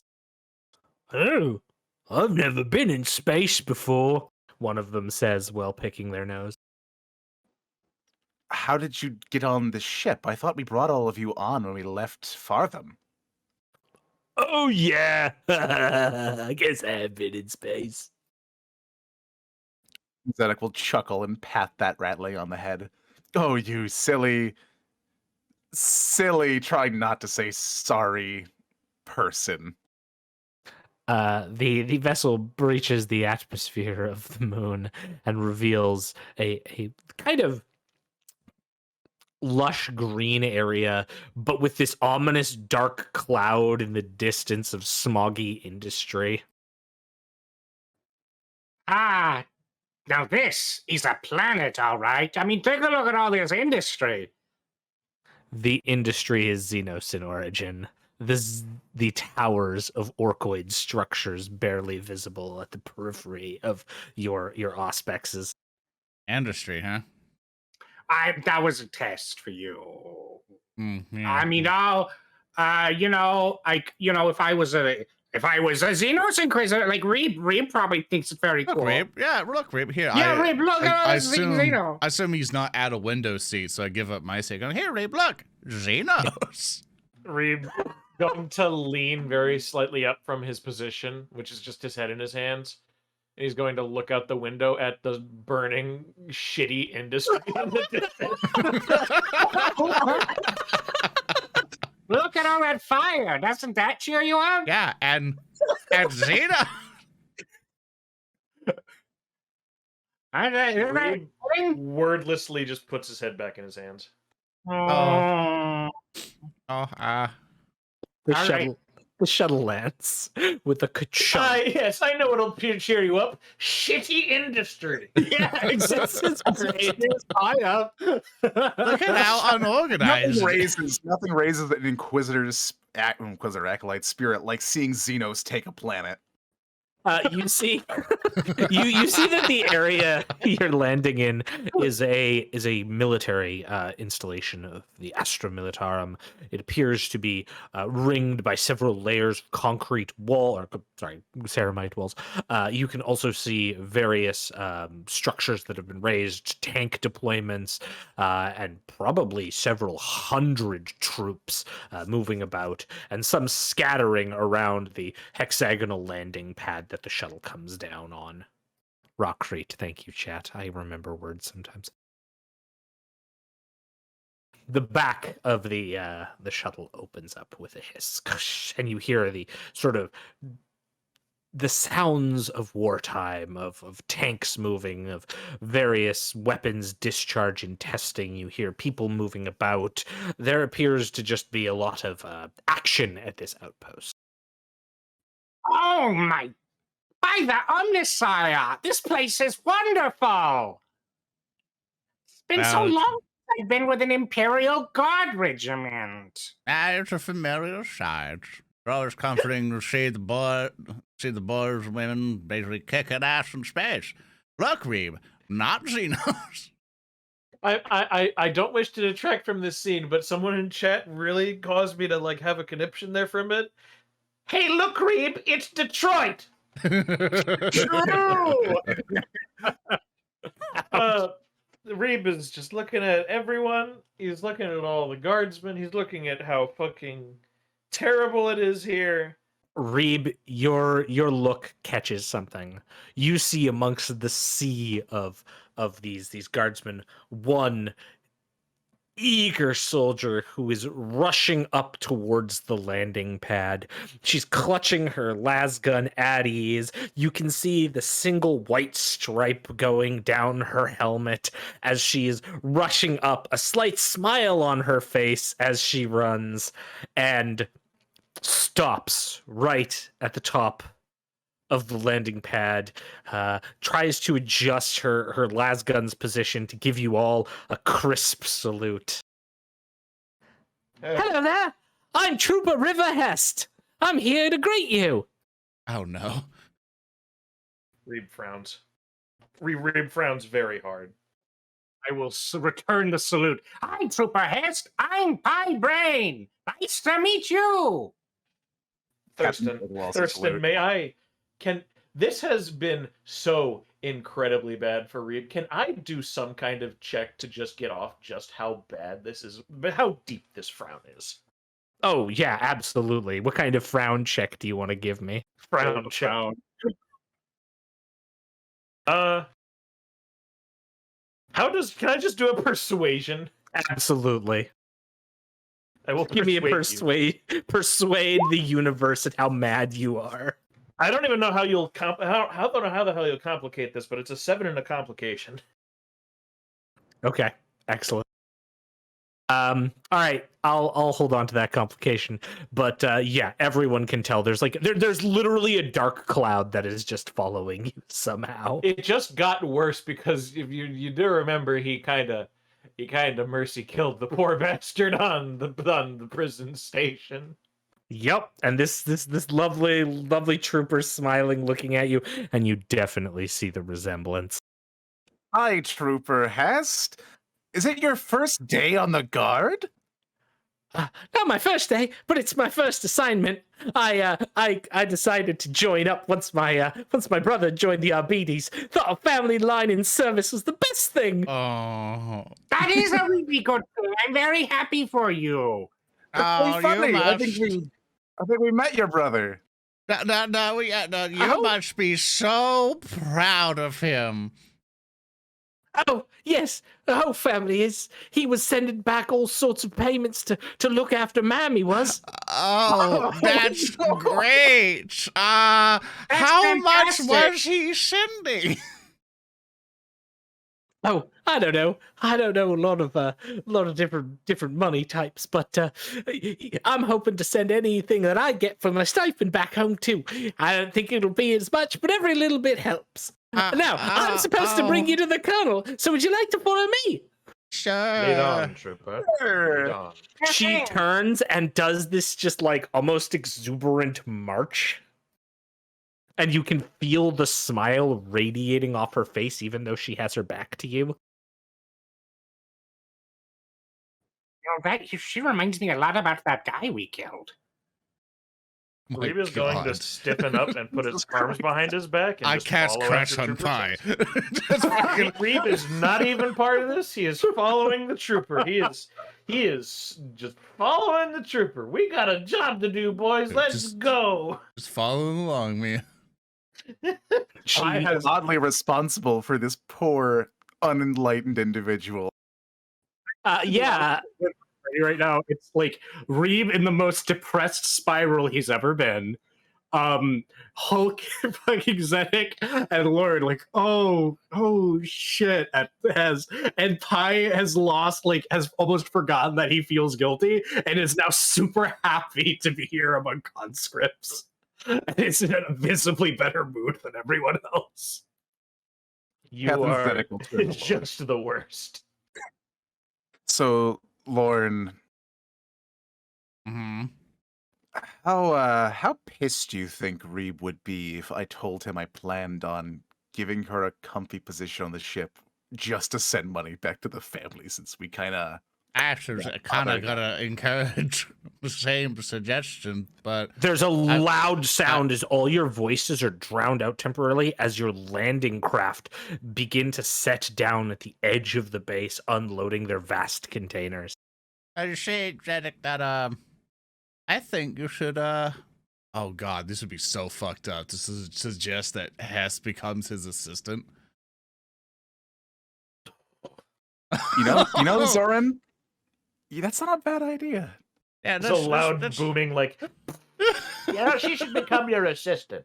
I would just imagine at Reeb hearing that. There's just like the grinding of concrete as he turns around. Not even like moving his legs. He just rotates 180 degrees. Oh no, he's not. He's not. He's not listening. He's moving on. He's got work to do. Yeah, he can, heal his soul. Why would we need to give Hess that job? She already has a job as a glorious Imperial Guardsman. Yeah, Yes. she can do that with us. Yep. It's totally not because we feel guilty at all after what happened. Why on do you the feel station. guilty? What Hest happened? comes to an abrupt stop in front of a large tent that is in the camo green and sort of tan colors of this regiment, and she pokes her head in and, right, ma'am, they're here, and she turns back. Thank you, Trooper. Yes, thank you, Trooper. And she stands at attention, saluting you as you pass. Bye. All of you enter the tent and see a stoic figure who is looking over a set of arranged maps on tables that are maybe like knee-high tables inside the tent. She looks up, one bionic eye sort of whirring as it comes over you, dressed in an officer's uniform with an officer's cap and a sword behind her back in a scabbard. Hello, I am Belia Crotwell of Zicadian 1313th. I was about to say this better not be the person we think it is. Considering that was in the past, after all. Welcome to my camp. You are here with the supplies from the crusade. That's right. That is correct. Yes, we are here with the supplies. They are touching down now. I'm sure that will be Very good. exceptionally helpful. I shall begin to up my gene codes and the necessary authorizations to get them open. We need those supplies. I can imagine. It looks like the Orc War Machine has pushed quite far. Yeah, it's like how close were you to? Are you a Without supply tactician? line. If you may, she sort of waves and looks at Lorn. How close was I to what? And how low were you on supplies before we got here? Things are very dire. We were in desperate need of, well, primarily weapons, ammunition, and ration supplies. I see. Do you have another continuous stream of resources on the way? Only what the planetary governor sends. That is few and far between right now. I Aren't see. many ships, and the Orcoids, they appear to be expanding their efforts ever since they landed here a few months ago. Oh God, bye, Braine. Yeah, come with me. I think you might Yes, be able to hi. put some input in on this. Let us see the Of course. map yourself as you tell us the situation as the supplies unload. Yes, yeah. As you can see the map, and she provides this overlay of the planet, which has a large sort of slightly circular, it's irregular. There are some ridges and very tactical inroads, outroads based on terrain section. And she points, this is the situation with the Orcoids, the containment zone. I am afraid that we are here in the eastern segment where it appears to be encroaching towards us. Sadly, the northwest we have lost contact with, and the southwest, they are under constant bombardment from the enemy's flak cannons. I see. Taking a look at this piece of paper, I have been in, unlike most of my compares, I have been in a semi-command situation in a war zone before. Can I make a scholar check to maybe see if there's any prudent means of attack or counterbalance or any way to try to push the tide here? Yeah, you can give me a scholar check for that. Absolutely. Okay. Do. Doing the scholar check. Let's find out what you know. Doing the scholar check. Hey, I'm going to drop 4 glory into this since I think it's kind of important, and I'm out of wrath. Seems Sure. fine.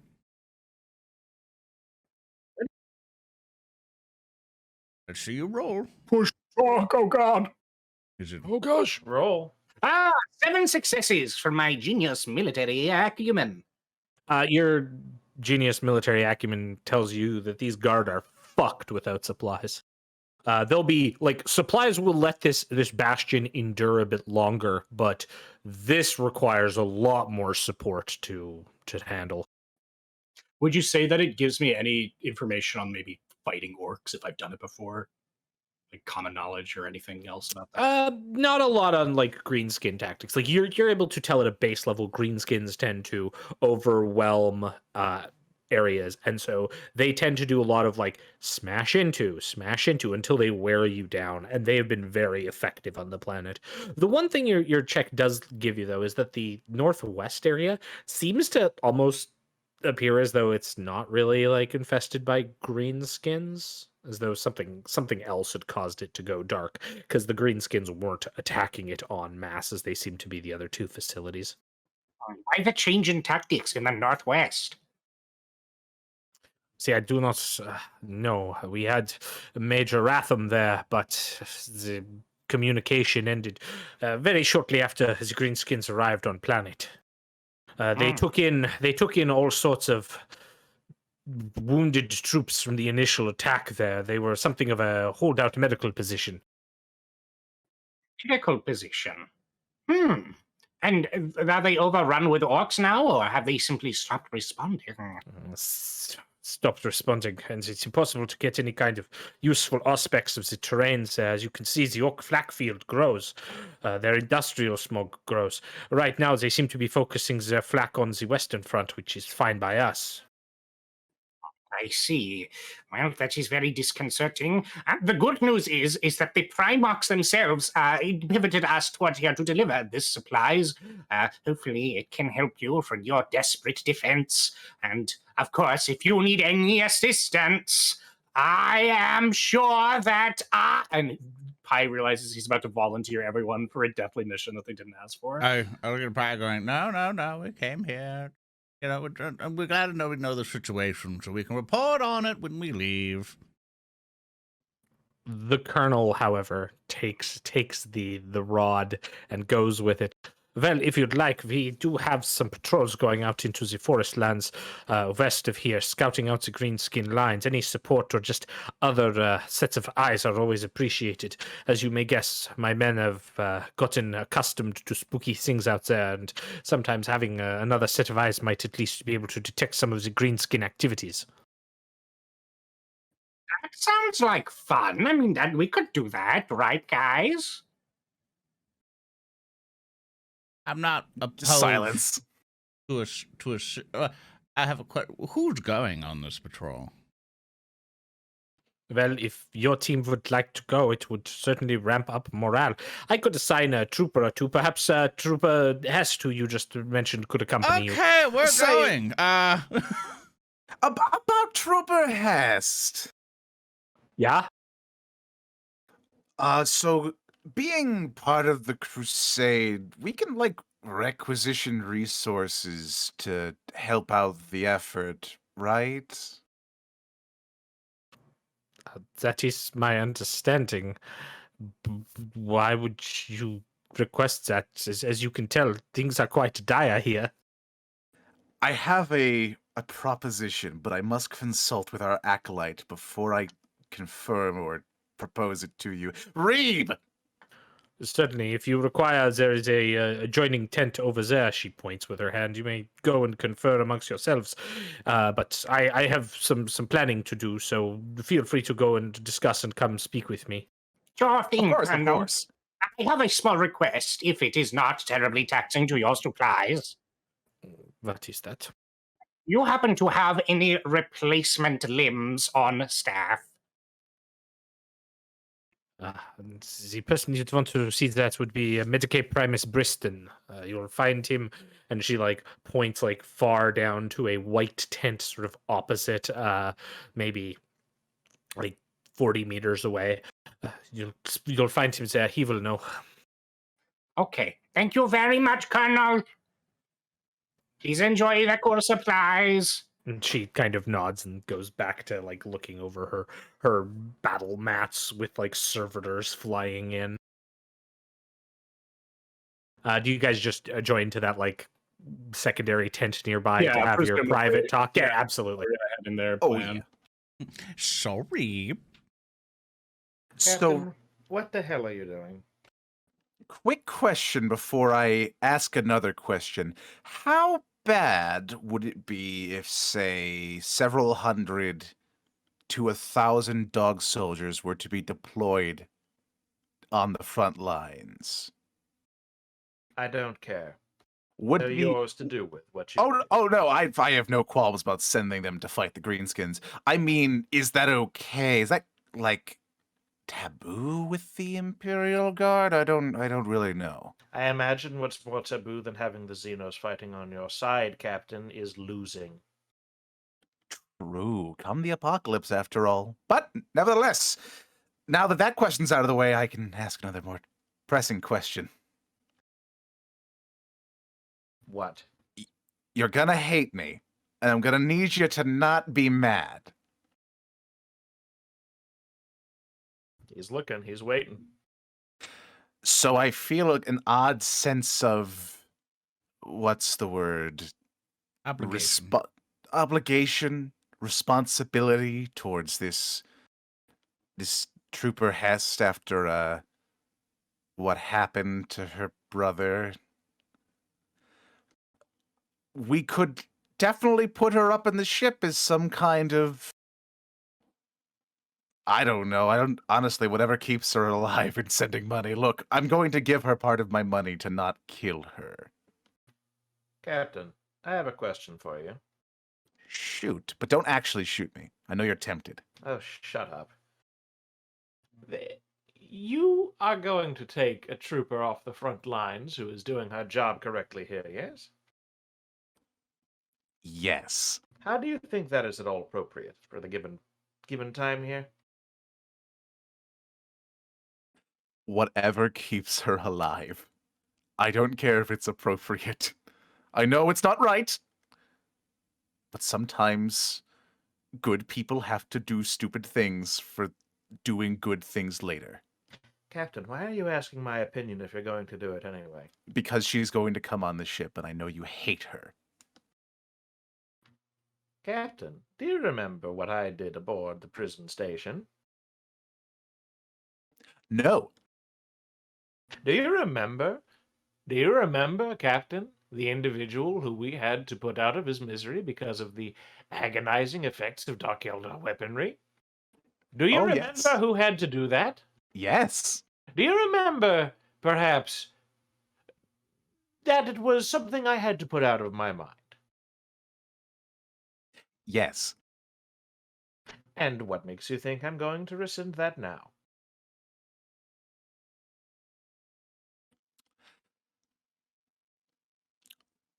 But what if she was a babysitter? For who? Hater taught. Reeb's Yes, just the gonna put his head boy. in his hands again. Do what you will, Captain. I don't bloody care. You're going to do it with or without my approval. It's not up to me. Clearly nothing on the ship is up to me. Things just seem to happen. Just do it. It's true. It's true. Thank you, Reeb. And at the sheer mention of you're consent, awful. Zedek will just like whip out a little data pad and bump Reeb's pay up a little bit more. We get paid.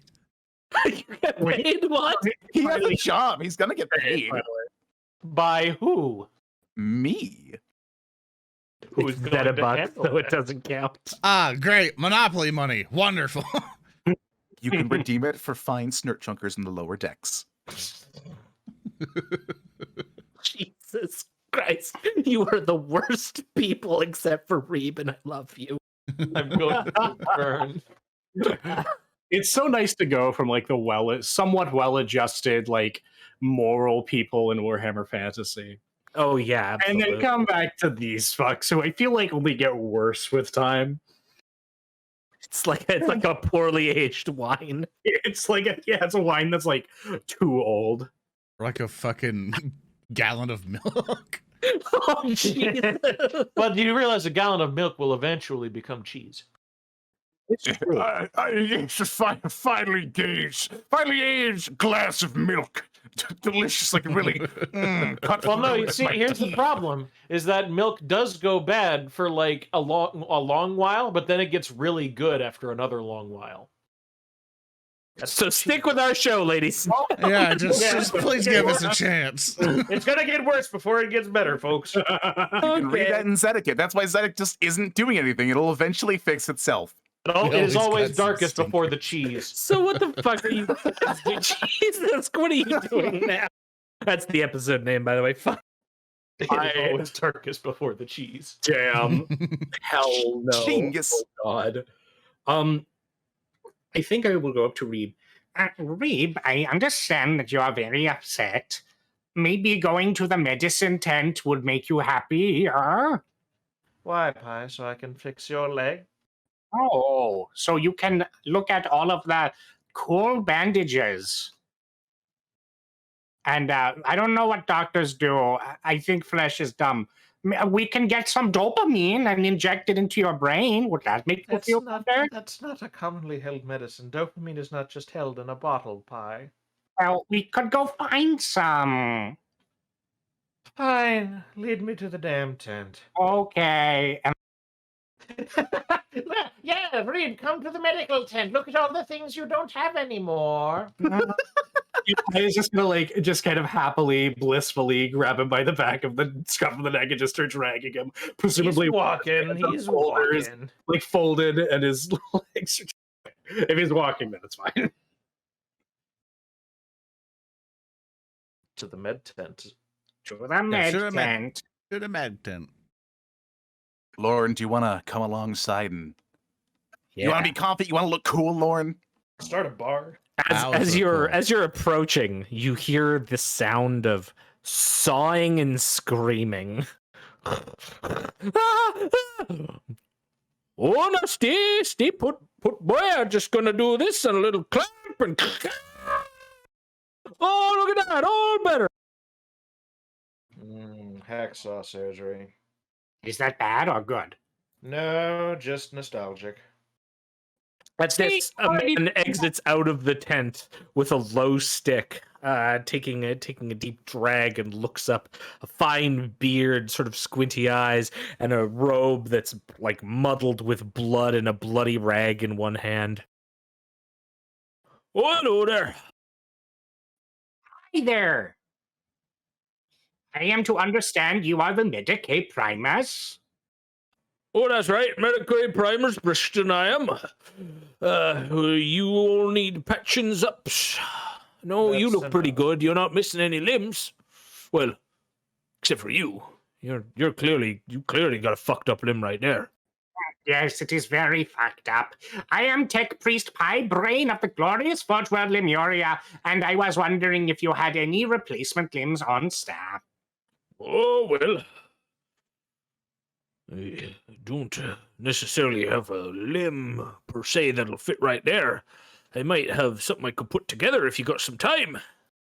Do we have a little bit of time? I'm sure we do. We have copious time. See if you can get your leg fixed. Okay. Well, come on inside of my home. I'll invite you in. Come on in. Oh, sure thing. As we're following him, can I run a passive Medicae to see what his handiwork looks like? Oh, absolutely. All right. 9 and a complication. Okay. So first of all, you can tell from the 9 that Medicae Briston is the equivalent of a wizard, because you're seeing like no supplies, very little going on here in terms of any kind of like proper equipment or setup, but he is making it work. There are probably 24 wounded soldiers who are all immediately alive because of this man's wizardry actions. Complication, though, is this emotionally hits you. Like, this is what medicine should be about in many ways. It's making it work and making people better. And this just like is another gut punch because of what happened to your lab earlier. All right, hop on up there into that there cot and we'll get you looked at. Okay, thank you. I'll get into the cot, probably slightly too heavy. Yeah, it sags down immediately. Yeah. Yeah. True enough. All right, does your leg detach? Because it got a release button on it? Yeah, you just gotta unscrew it, and I'm going to go and like start manually twisting, which you probably would need specialized tools to do unless you were strength 6, in which case you could do it. Yeah. Okay. Yeah. You just like there's like the. Whoa, what I've been hearing looks like something bit right through it. Wait, you see, I was being punished from my hubris, and a giant chicken attacked. That's real good, like Nice. giant chicken. Oh, yeah. All And right. Reeb was there and saved me. Some other things happened that day too, but whatever. Yeah, whatever, man. Mr. Reeb, you're a bit of a medical professional yourself. Yes, I am. Oh well, feel free. Like they say, my casa is your casa. Certainly. Reeb will take that opportunity to go to the nearest wounded and begin working. Absolutely. Give me a Medicaid check. Yeah, good. It's time for me to fail it. Absolutely. 6. Oh no, yeah, you're fine. You're like immediately back into medical mode. You're doing something that's actually fulfilling, like treating up a lot of like wounded guardsmen and helping people. You can see like the current soldier you're working on. He sort of nods. Oh, thank you. We don't get too many other Medicaid here. Not since the last 3 were offed. Hey, it's Thurston. Yeah. I'm gonna add that in this situation, just as a means of like making himself feel better, I'm gonna give Reeb a wrath, even though it's successful. Oh, okay, yeah, absolutely. Let's see if it gets worse. 9. Not bad, Verb. Oh, you're bloody good. You might even be better than Briston there. Just without all the talking. Thanks, friend. Are you gonna be here a while? We could use the help. We will be here for as long as we're needed. Oh, You really- blessings be. He protects. Of course. Oh, Daddy does protect. Now, let's see about this leg. Okay. I got this bionic. Came off of a young corporal who didn't quite make it past their second tour outside. Came back to me. It's got a bit of a crook in the back there, but I think I can make it work. Oh, thank you. Yes, it only needs to last until I can find a new Lemurian replacement. I just don't want to have to worry about it in the field too much. Oh, Lemuria, I've heard of that. You know, all of my my syringe is up there. They're Lemurian craft. Oh, they are? Yeah, Lemurian makes the best equipment for everything, actually. Oh, yeah, I know. You see, I wanted to get some goods from Ryza, but that wasn't working out, so I ended up getting the Lemurians, but they proved to be really well. I think I might use them again, maybe.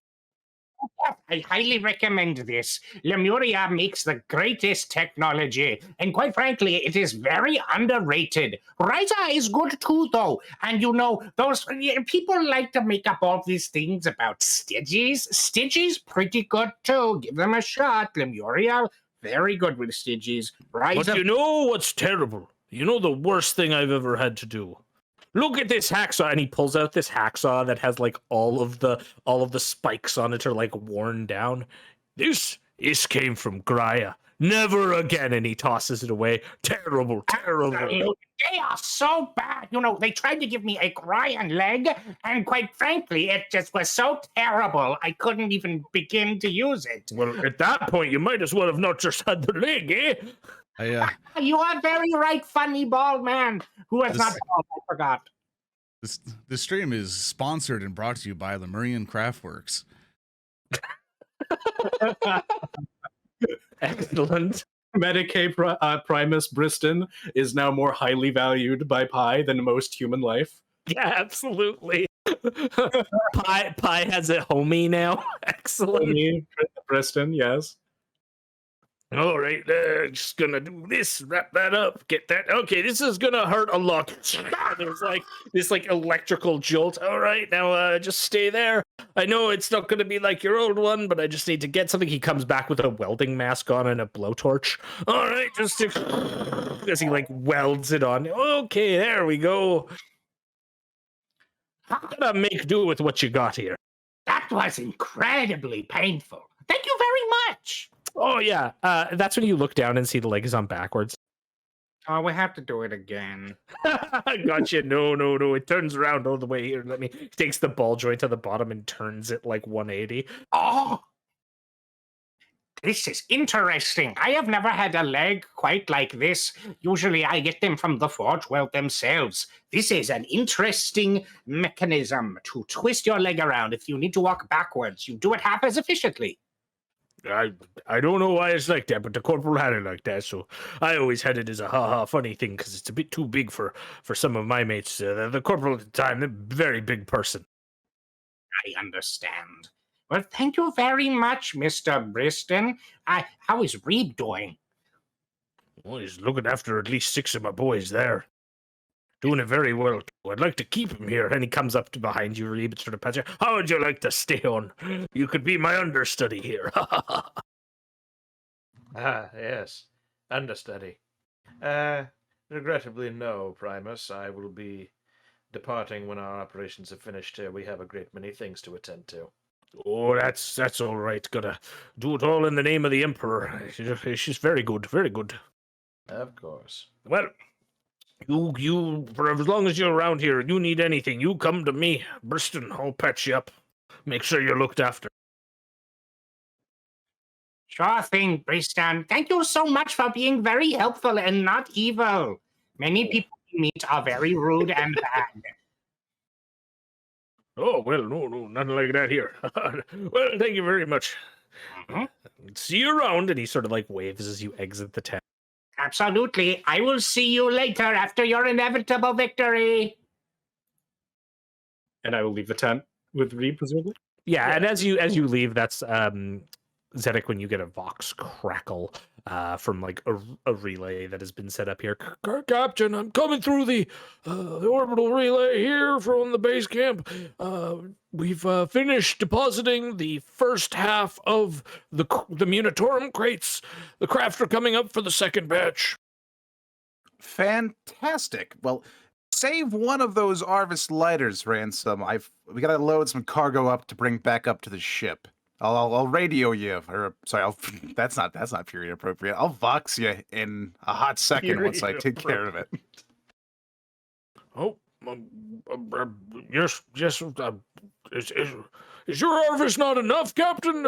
Is there more you're bringing back? Oh no, the Arvis will suffice, but I have to put some cargo on that Arvis before it comes back. All right, you should have the room. Let me know if you need a second one. Right. Crackles, and as it cuts off, you can see the Landor craft. The 6 of them have all picked up and taken off, making their way into orbit back towards the deck collector. All right, let's get down to business. And Captain Zedek will straighten out his coat, puff up his collar, and defeat the orcs. He'll start strutting triumphantly towards the command tent. Yeah, all of you enter back into the command tent. Colonel Crotwell is looking over. She's clearly arranged some like printed miniatures onto the table that she's using to represent her tactics. She's playing Warhammer against herself. Of course, yes. As one does. Colonel, may I request an audience with you in private? Of course, what would you like? Just us in the server, Skull. Yes. So, I plainly see that this is situations are indeed as dire as you say. But I may have a solution. You see, I've acquired some additional firepower that are always itching for a fight. They are unconventional, but they are loyal to the paycheck that they are given, and they will fight quite literally to the death.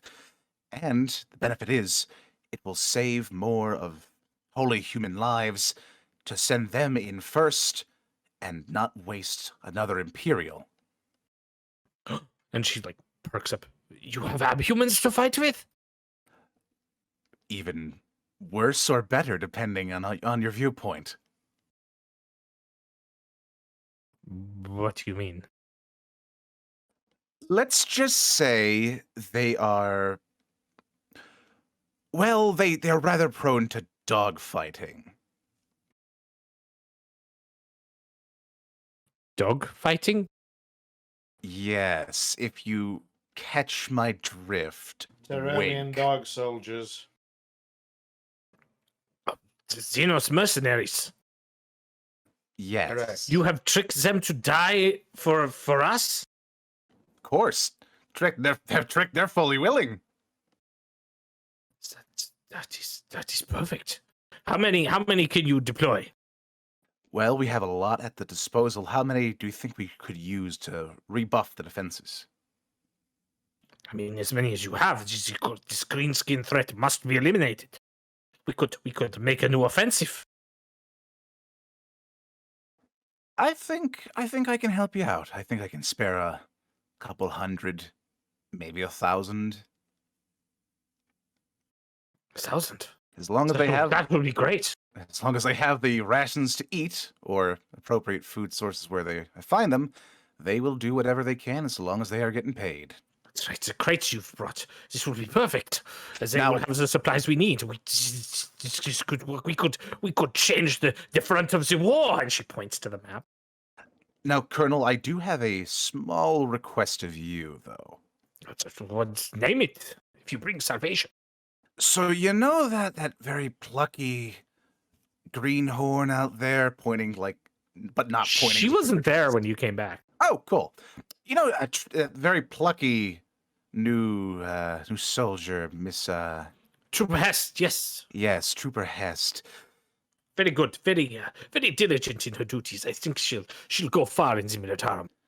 I agree. Now, after learning of what happened to her family members, which unfortunately one of them we're not going to touch on that in front of her for obvious reasons, but the foul Xenos have claimed one of her own, unbeknownst to her.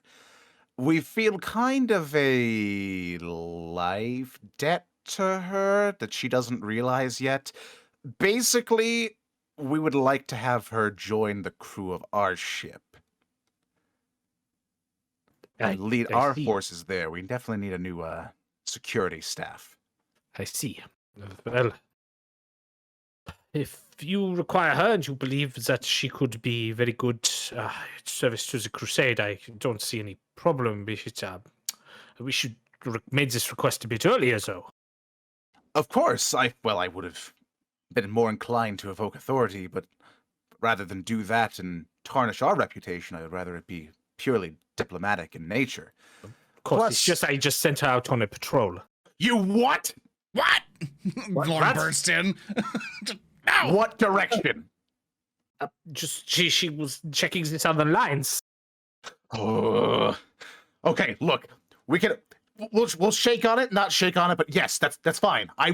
We will get you those reinforcements. We are going to get Hest. Of course. Go to the southern paths. I'll walk ahead so let the gods let you through. As you burst out of the tent now. Yeah, Zedek's gonna fly out of the tent, see the ratlings presumably just commiserating amongst the guard and just Oh, doing as they do. everything good, boss? Crunching onion. My dear gents, you have a very important mission. You're What's gonna that? be, for tactical reasons, security team French Onion. Yeah, that'll be Good. fine. Okay, I know yet. Onion. We have to save a very important person out on the front lines. We need to bring them back to the ship, back to the Arvis Lighter, and we're gonna send her up, and she's gonna take care of everything up there. But we'll go over the details. All that matters is that she makes it back. Okay, crunch. And if you bring her back in one piece, alive, and you make it back as well, I will give you something you have always wanted. What's that? A very, very big onion. Oh. Well, we can do that. Of course. Hoping you'll be recognizing that we're just basically nameless NPCs that are a feed on your character sheet. So if you're expecting us to do the heavy plot lifting, you'll be in for a pleasant surprise soon. Yeah, I kind of figured we were gonna like go down there, Zedek. Yeah, but Like, cut to the alternate future where these four went on their own, and everyone is sad. Now to get a spinoff of another spinoff, if we all play Ratlings now. We're all Ratlings. Holy shit! Oops, There's a all next Ratlings. campaign, 4 Ratlings and Trooper S. God help us. Yeah, no, we're gonna take him with us. We just need them to be motivated. That's pretty much it. All right, we're doing it for the onion. Do it for the onion. Do it for the emperor. Do it for the emperor's onions. Zedek, do you have a big onion on the ship? Gamu can make one. Captain, the vessels are beginning to arrive, and we'll be loading the supplies on them. Perfect. Well, we're gonna have to just leave.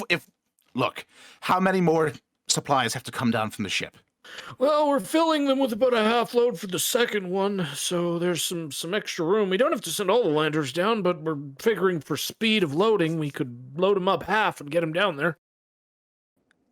That's perfectly fine. Make sure when the last batch leaves that one of those landers stays down here. If they're piloted by servitors, so they can't really enjoy anything anymore. But if there's any crew on them, just, I don't know, send them off with a bottle of booze or something. Point being, keep one here. We have a very important person to send back up to the ship. It's a rescue mission now. Understand, and I was listening in on your conversation, sir. Do I need to be sending down some of the dogs now? Yes. Can you patch me through to the Pasha? Yes, sir. 1 second. Greetings and salutations, Captain. Good day to you, Pasha. I have a fantastic opportunity for your men. Yes, we love opportunities, sir. Whatever, be some sort of rough and tumble with the enemy. Of course, of course. So the guard down here are a bit understaffed and undersupplied. They're kind of working on it, but I think they need some real muscle to clear the way, and I think your band's special breed of expertise could be invaluable in cleaning out the greenskin menace that has continually encroached on their base. Captain Zedek, every adjective you say is a bullet. Trooper Hess must dodge. All right, sir. We'll get on. And then there's like another vox crackle, and you hear, Captain, if you'd like, with the next load, since we're doing half loads, I could probably get like 1,000 of them down there. Yeah, that would be... Actually, you know what? Just put a bunch of them on something that... Put them on a Arvis lighter where they won't get crushed by a cargo container if it falls. I can't fit 1,000 dog soldiers on an harvest lighter, sir.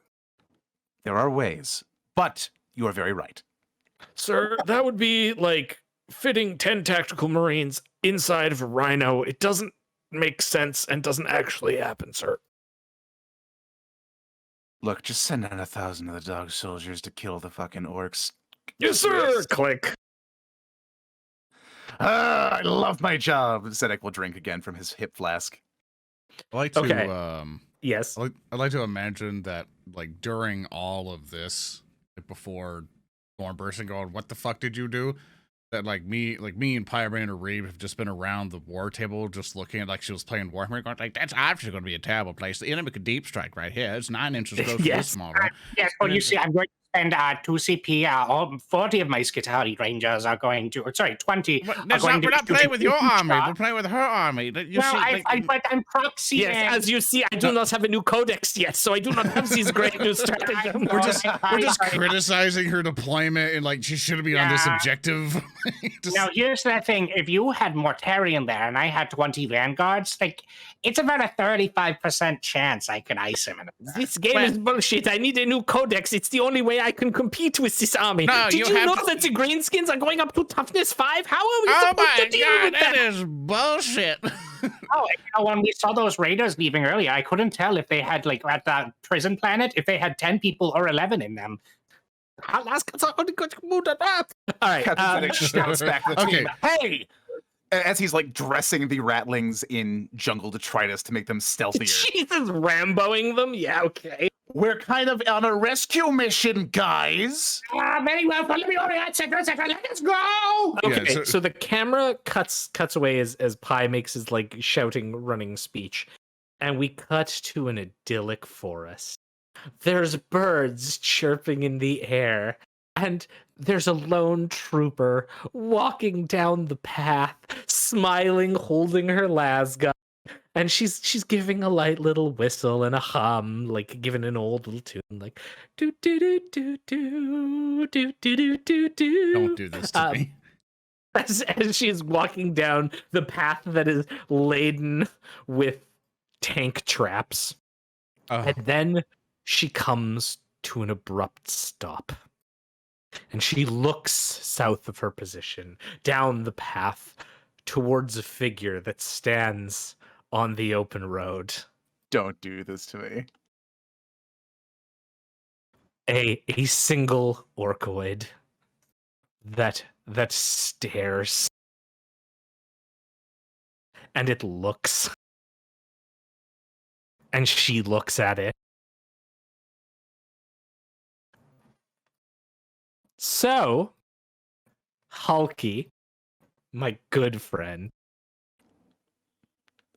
Yes, Oh. Thurston. oh no.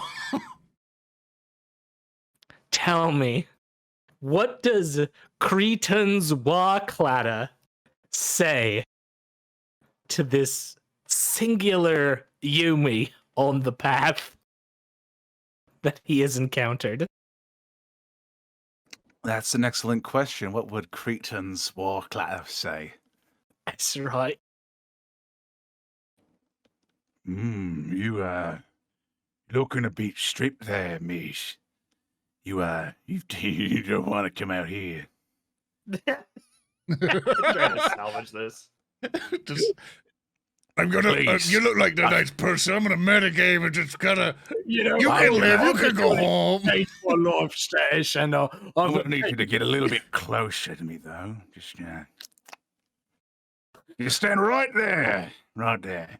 This is terrifying. And Cretans will. Actually, GM, tell me, is this like a bit more mucky, similar to the last time we saw these characters, like swampy?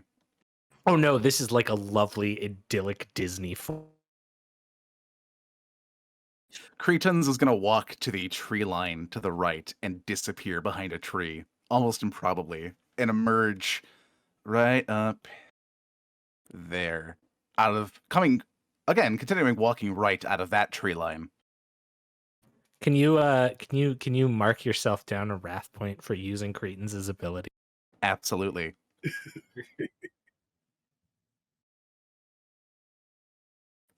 I think you're out of your depth. Ah! And she raises up the last gun. You shouldn't have done that. Boys!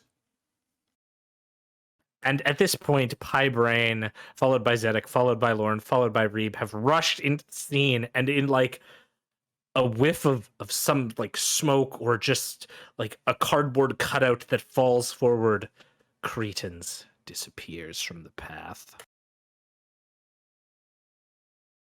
The rest of you, however, begin rushing forward down the path.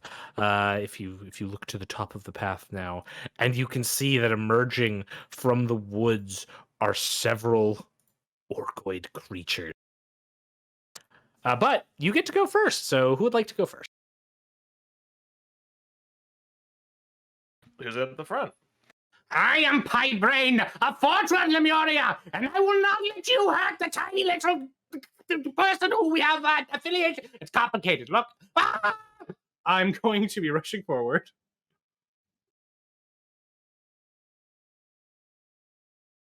Yeah. Yeah. Yeah, and Yeah. And I'm going to forget that I'm on push to talk and cut out. And then after I do that, I'm going to charge him, and I'm going to make sure he no longer exists. so you're rushing one of the orcoids right close to the to the grass. Okay, yeah, absolutely. Yeah. Actually, yes, that is the smart idea. So, Cool. Let's go. That's going to be 11 and a crit. Yeah, okay. So you rush up to this orcoid. Please roll me damage. Oh, I rolled the crit. stupidly. Oh, that's okay. I'll get the crit while you're doing that then.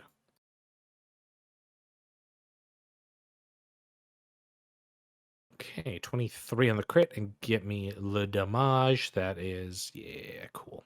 That is a 14. Sad number. 14, but with the crit, that is actually pretty darn good. You come barreling forward, raise your weapon, and bring it down in a savage display. Sec here.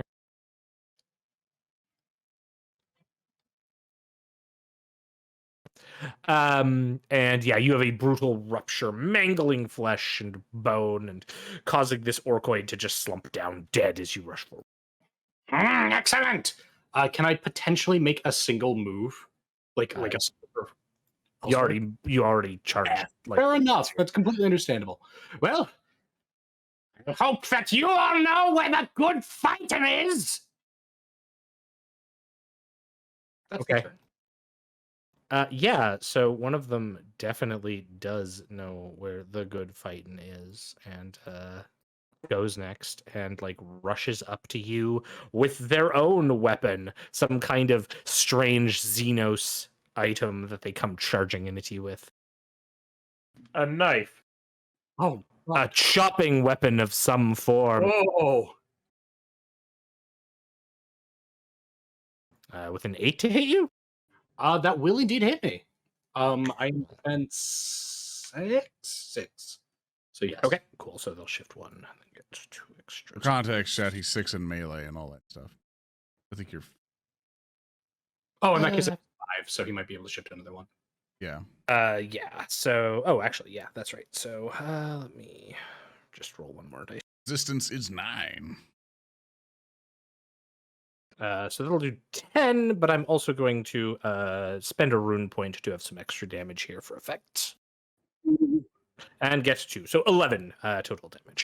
11 total damage. Okay, cool. So I will try to roll some determination. Sweet. As this orc comes out swinging with a chopper at you.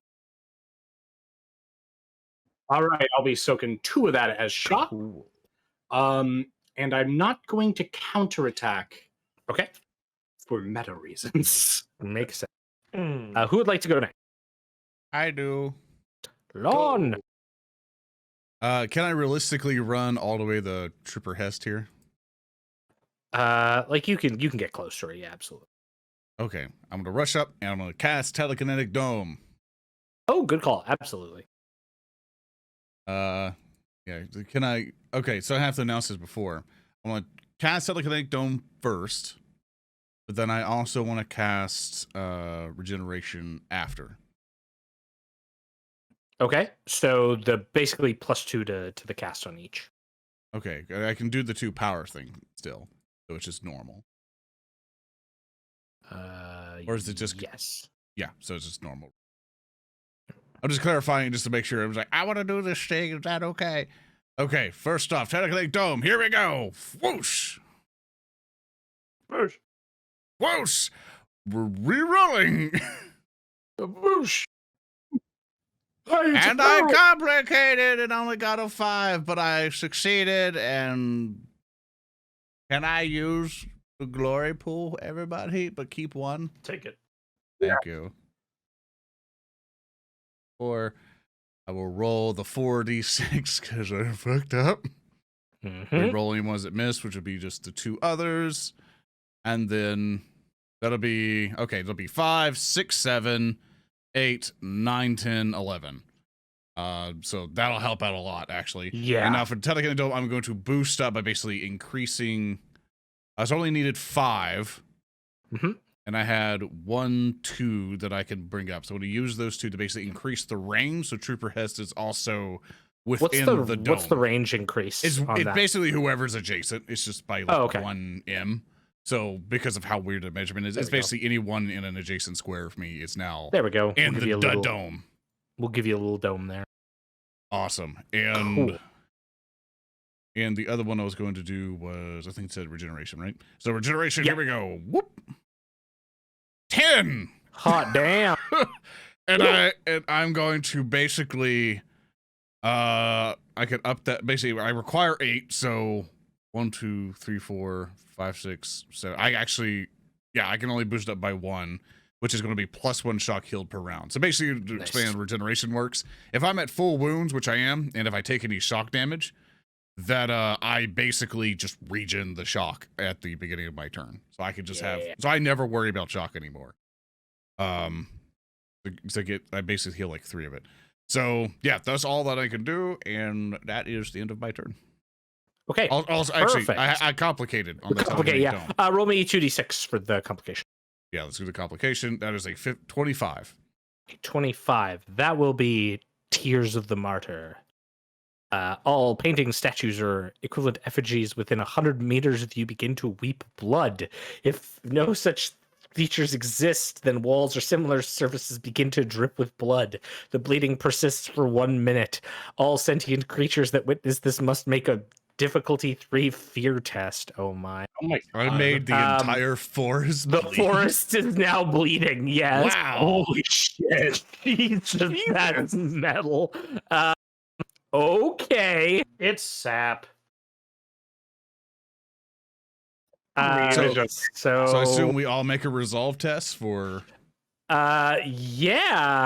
Good lord. So yeah, roll your resolve trait, difficulty 3. Cool. I got a 4 and complicated. I got a 3. Okay. You can't really complicate on these ones, so we're good there. Zedek and Reeb. Yeah, it's taking a second. I clicked it. Yeah, I don't know. There we go. Yeah, 2 and Okay. complicate, but it can't complicate, so good. Good. Yeah, Reeb, you're just And a like 5. Yeah, Reeb, you're just like, what the action? This is like just more bearing down on your soul. Oh god. Poor Reeb. River Hest fails and is like now sobbing, like, what's going on? And she's looking around. You stay with me. We got you. The trees are bleeding red tears. Oh wait, they're supposed to do that. Hey, Thirst, I have a question. All of the orcs are like looking around, like panically worried. Yes, Braine. How does Cretans do? Cretans disappeared. Right, of course. Yeah. We won't be seeing them again. Yeah, never again. But the orc boy in front of you who just attacked you is now looking around like, what's going on? Oh no! Consequences! This other one here is like completely shocked and like tries to shoot at you, Lorn. We'll see how that goes. Raising up their weapon in some attempt to fire. Maybe? Sorry, roll 20 being roll 20. Yeah, it's a little laggy as usual. It's just not opening extra we're windows definitely right gonna now. look Yeah, at the Foundry version, see if it does anything better or not. I'm just reloading real quick. It might just be a weird ism here. Just waiting for the roll. Waiting. Here comes the shot. Trying to Shooting you shoot with me. trying to shoot you, baby, with a slugger. There it goes. Whoa. Yep. With my defensive 3, it hits. Unless it's so- through woods Oh or no, I whatever, and can't gives me a believe Lorn defense. is dead. It's shooting through the woods. It's shooting through your barrier, and he is afraid because of all the blood trees. So it misses. Yeah. Good. The trees are bleeding. Don't worry about it. That's all good. And then he moves, trying to like run away. Who'd like to go next? It's either me or Zedek. Captain Zedek will rush up unless you want to do something, Reeb. No, I got nothing. Captain Zedek will just beeline up to Lorn. B. Chop. Oh, thank the Emperor you're all right, Trooper Hest. Oh man. I'm not all right. What's even going on? The trees are bleeding. Yes, the trees are Cat. bleeding. Zedek seeing the situation. You're being reassigned. Don't worry. We're here to get you out. Ambush. There's an orc right next to you, Zedek. Please kill it. Oh, Pi, you got. Oh, fine. I'll take care of him. Captain Zedek will just pull out his arc pistol lackadaisically. Oh, I have to do work this time, and then God, shoot me. you are the worst version of Captain Kirk. Yes, please fire. So good. Of course. A 6 and a complication. Oh, excellent. So I'm going to use the complication from Arkwolf. Somebody is a little excited. So given this particular scene, you unload all of your arc pistol's ammo into this thing, just firing every shot. Oh. And your ammo is now like completely gone for the weapon. Well, now that orc is dead. Clearly it tried to interrupt you while you were talking to your new hire. You do not interrupt negotiations. Okay, so another one kind of like emerges from the brush, and this one, like seeing all of you, seeing the blood trees, you see it heft up a double-handed weapon, which appears to be some kind of gun, and it begins to unload with it, aiming at you, Lorn. Oh no. Well, I'm dead, boys. No, you're not. It goes like he's afraid again. These big shells are just hitting your psychic barrier, hitting the tree. He's looking around, clearly like paying more attention to the blood. The trees is alive. The trees, they're gonna eat us. I imagine I'm that one guy. I think it's like that one war movie where the guy's in the fetal position, rocking back and forth, screaming as bullets are raining around us. Oh yeah, and like that, this guy with like the big gun is rushing off. Go sick him back. We got sick him back. Reeb, you're good. Reeb is going to step forward, and he is going to just set fire to the woods. Oh yeah, and you hear these like, oh no, it's a Braine and it's on fire. We done real made this forest, mad lads. Let's run. And like in short order, the orcoids seem to be completely running away now. You have broken their morale in every which way. Perfect. Trooper Hest is like breathe crying beside you, Lord. As like the trees finally stop weeping their bloody sap. What's going on? There was one orky. Talk to me. Like talked.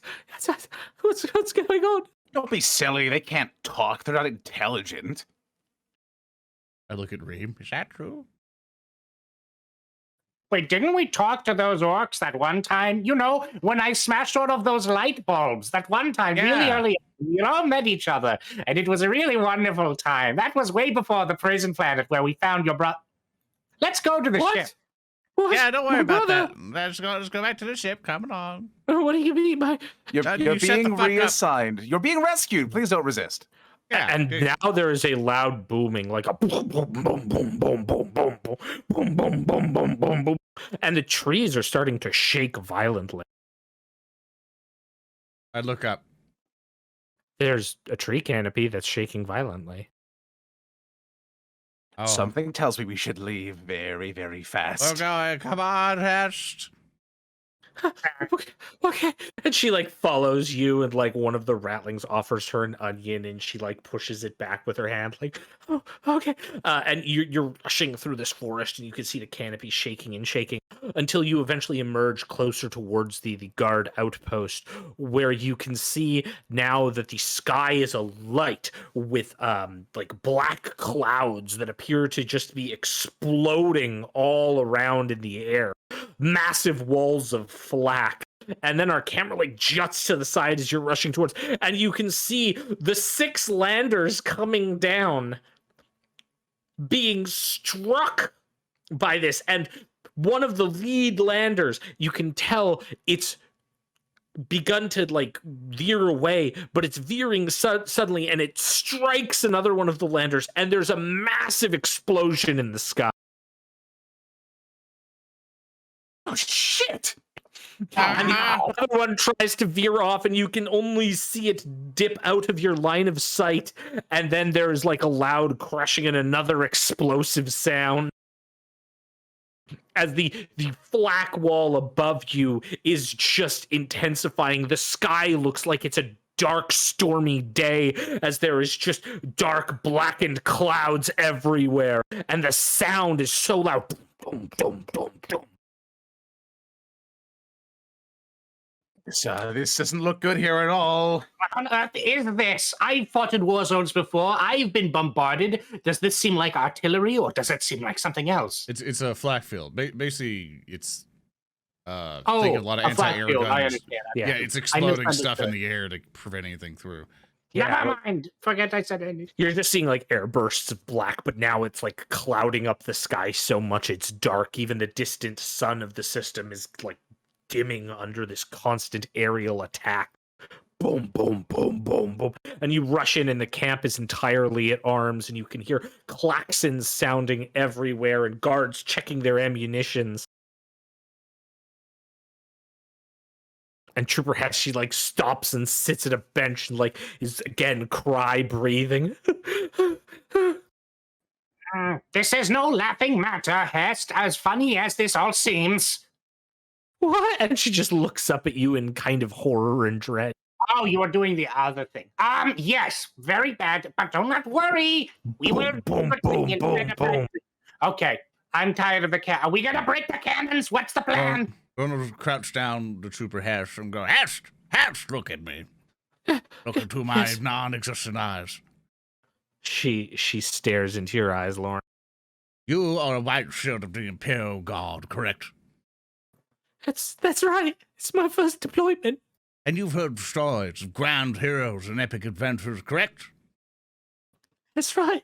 I grew up hearing the stories of the Lord Solar Macarius. He led the Imperium so far. There are heroes born in the field of battle, perhaps, and you're about to find yourself in a let's say in a field. God damn it! How did I tell the other tribe folk how not to just fucking piss themselves when they go in the battle? What? Listen, You've listen. led people into battle before? like various raids, Trooper Harrist. Back in my old days, when in various battles, I've had to see many of Imperial Guards have been charged into battle gloriously, but without fear. They knew what they were getting into, and they knew that they could achieve victory just by having the light of the Emperor and songs filling their hearts as they charged in. You have this glorious weapon, and I basically grab onto the lad's gun and kind of shake it like, this thing is going to help you survive. We are going to help you survive, and we're going to get you out of this situation. Do you understand? But together, the Imperial Guard is a bastion of weaponry forged together with thousands, but millions even, planet-filled men basically charging into the forefront. And you have us, Super Hest. We're going to get you out of here. And I need you to be brave for all of us, for your brother, for your family. Understand? She nods heavily and she looks into your eyes, meeting her face stealing slightly. It's only one thing to do then. Just like they said.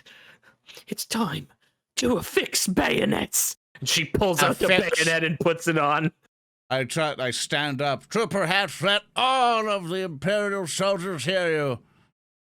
Affix bayonets. She got like several of the other soldiers, like clearly even some veterans, like stare, nodding, and like you hear like one guy running, waving with a lasgun. We're going to war. We're going to war. Get to the walls. And it's like all these guardsmen are rushing to the wall as the thunderous sound from above, and you can tell that no landers are coming. Nothing can get through what's up in the sky right now. A constant bombardment.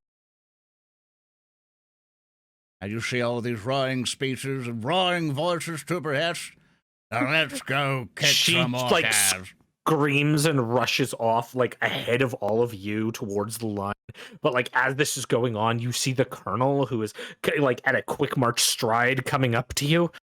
She like waves her hand. Hello, you found good. The greenskins, they have launched a full scale assault. Made one critical mistake, Colonel. Oh, what's that? They did not do it early enough. There are thousands pushing in on our front. But I am ready. It's time we open the supplies. Yes, the supplies. You're the Crusade representatives. You're supposed to be here. Our men have enough for maybe another handful of engagements worth of weapons, but we can hold them off and then get these supplies. Okay. Are we cut off from them? Will we have to fight to them? No, the supplies are where the Bristlanders first landed. We got the majority of them. I believe Captain, the second round was going to be your Xenos mercenaries, but I suppose they will not be helping us. Oh, come Not on. through that bombardment, they will not. Let's get to the That's- supplies. Let us there. Let's go. Yeah, and she leads you into the large warehouse unit where they have been stuck, and you can see there's various like military commanders who are like here, anywhere from lieutenants all the way up to even a few majors of the guard, the command staff of the Cadian 1313th all assembled, nodding as the colonel comes in. All right, you're here. We are ready. Are you ready? We're ready. As ready as we'll ever be. Let's All crack right. them open. Let's crack those bad boys open. She begins entering in the commands, and at once there is a pneumatic hiss from each of the Munitorum cargo containers as they begin to shudder. But instead of opening, there is a slight sound as a hololithic display appears in front of all of you. Hail, good friends of the Astra Military. Astra Militarum. Imperial Army? God. I know you ever beleaguered souls fight hard in friend Guide's name. Know that your lives are worth more than 1,000 worlds, 1,000 sectors, 1,000 Imperiums. And that your lifeblood spent here for our cause goes beyond the selfless valor of the fiercest martyr.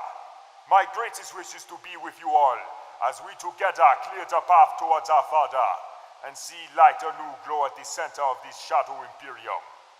It is with great sadness that I simply cannot. So in my stead, just as our wish to set alight the Imperium with new hope, I now wish to brighten your day by sending you this care package. May the fiery candles upon these Mark 12 Nocturne Forge cakes brighten your day, my friends.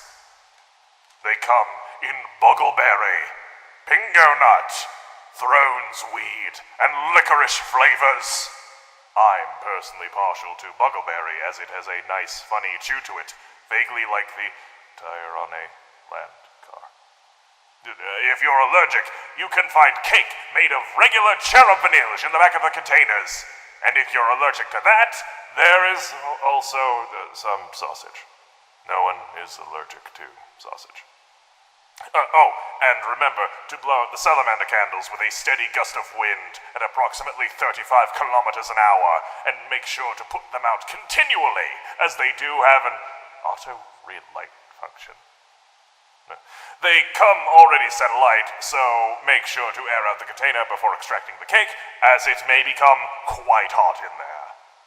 Thank you for your time, and remember, treat yourselves. You are worth it! This was so vapid. Why an auto-relay? I don't understand him sometimes. And then the containers open, revealing their contents. Walls of incandescent candles and party cakes and sausages and lines upon lines of party hats. There are no weapons, there are no arms, there are no supplies. And steadily, the heads of the assembled command staff of the Cadian 1313th turn to stare at all of you. And that's where we'll end today's session. Oh, no. It keeps getting better. Uh-oh. I thought there was only one Primarch. This one obviously was replaced somehow. What happened? What happened? Well, the situation notwithstanding, I'm pretty sure that Tater Tot or someone that we know is allergic to sausage. Maybe Belba, I don't know. But I guess we'll all find out next time. Next session, yeah. Yeah, next time, Maybe next orcs are session. allergic. Just to let everybody know and remember, on the 26th, which would be the normal next session, we're taking a break. We just need a little downtime to get some stuff ready. So on the 26th of June, we will not be streaming. So remember that, but we will be live on the 19th for WarHams Fantasy. So yeah, love you all very much. Hope you guys enjoyed it, and thank you everybody for your time today. I greatly appreciate you guys coming over. And with that, I think now start heading off. If you guys want to start saying goodbye, starting off with Skitari Ranger, played by Speaker D. Yes, I am Speaker D. I am the cause of all earthly woes. You can find me on Twitter at SuperSnake. You can find me on YouTube at Speaker D. And I just want to say to you all, I play Hired Gun is pretty okay. I've enjoyed it. Okay.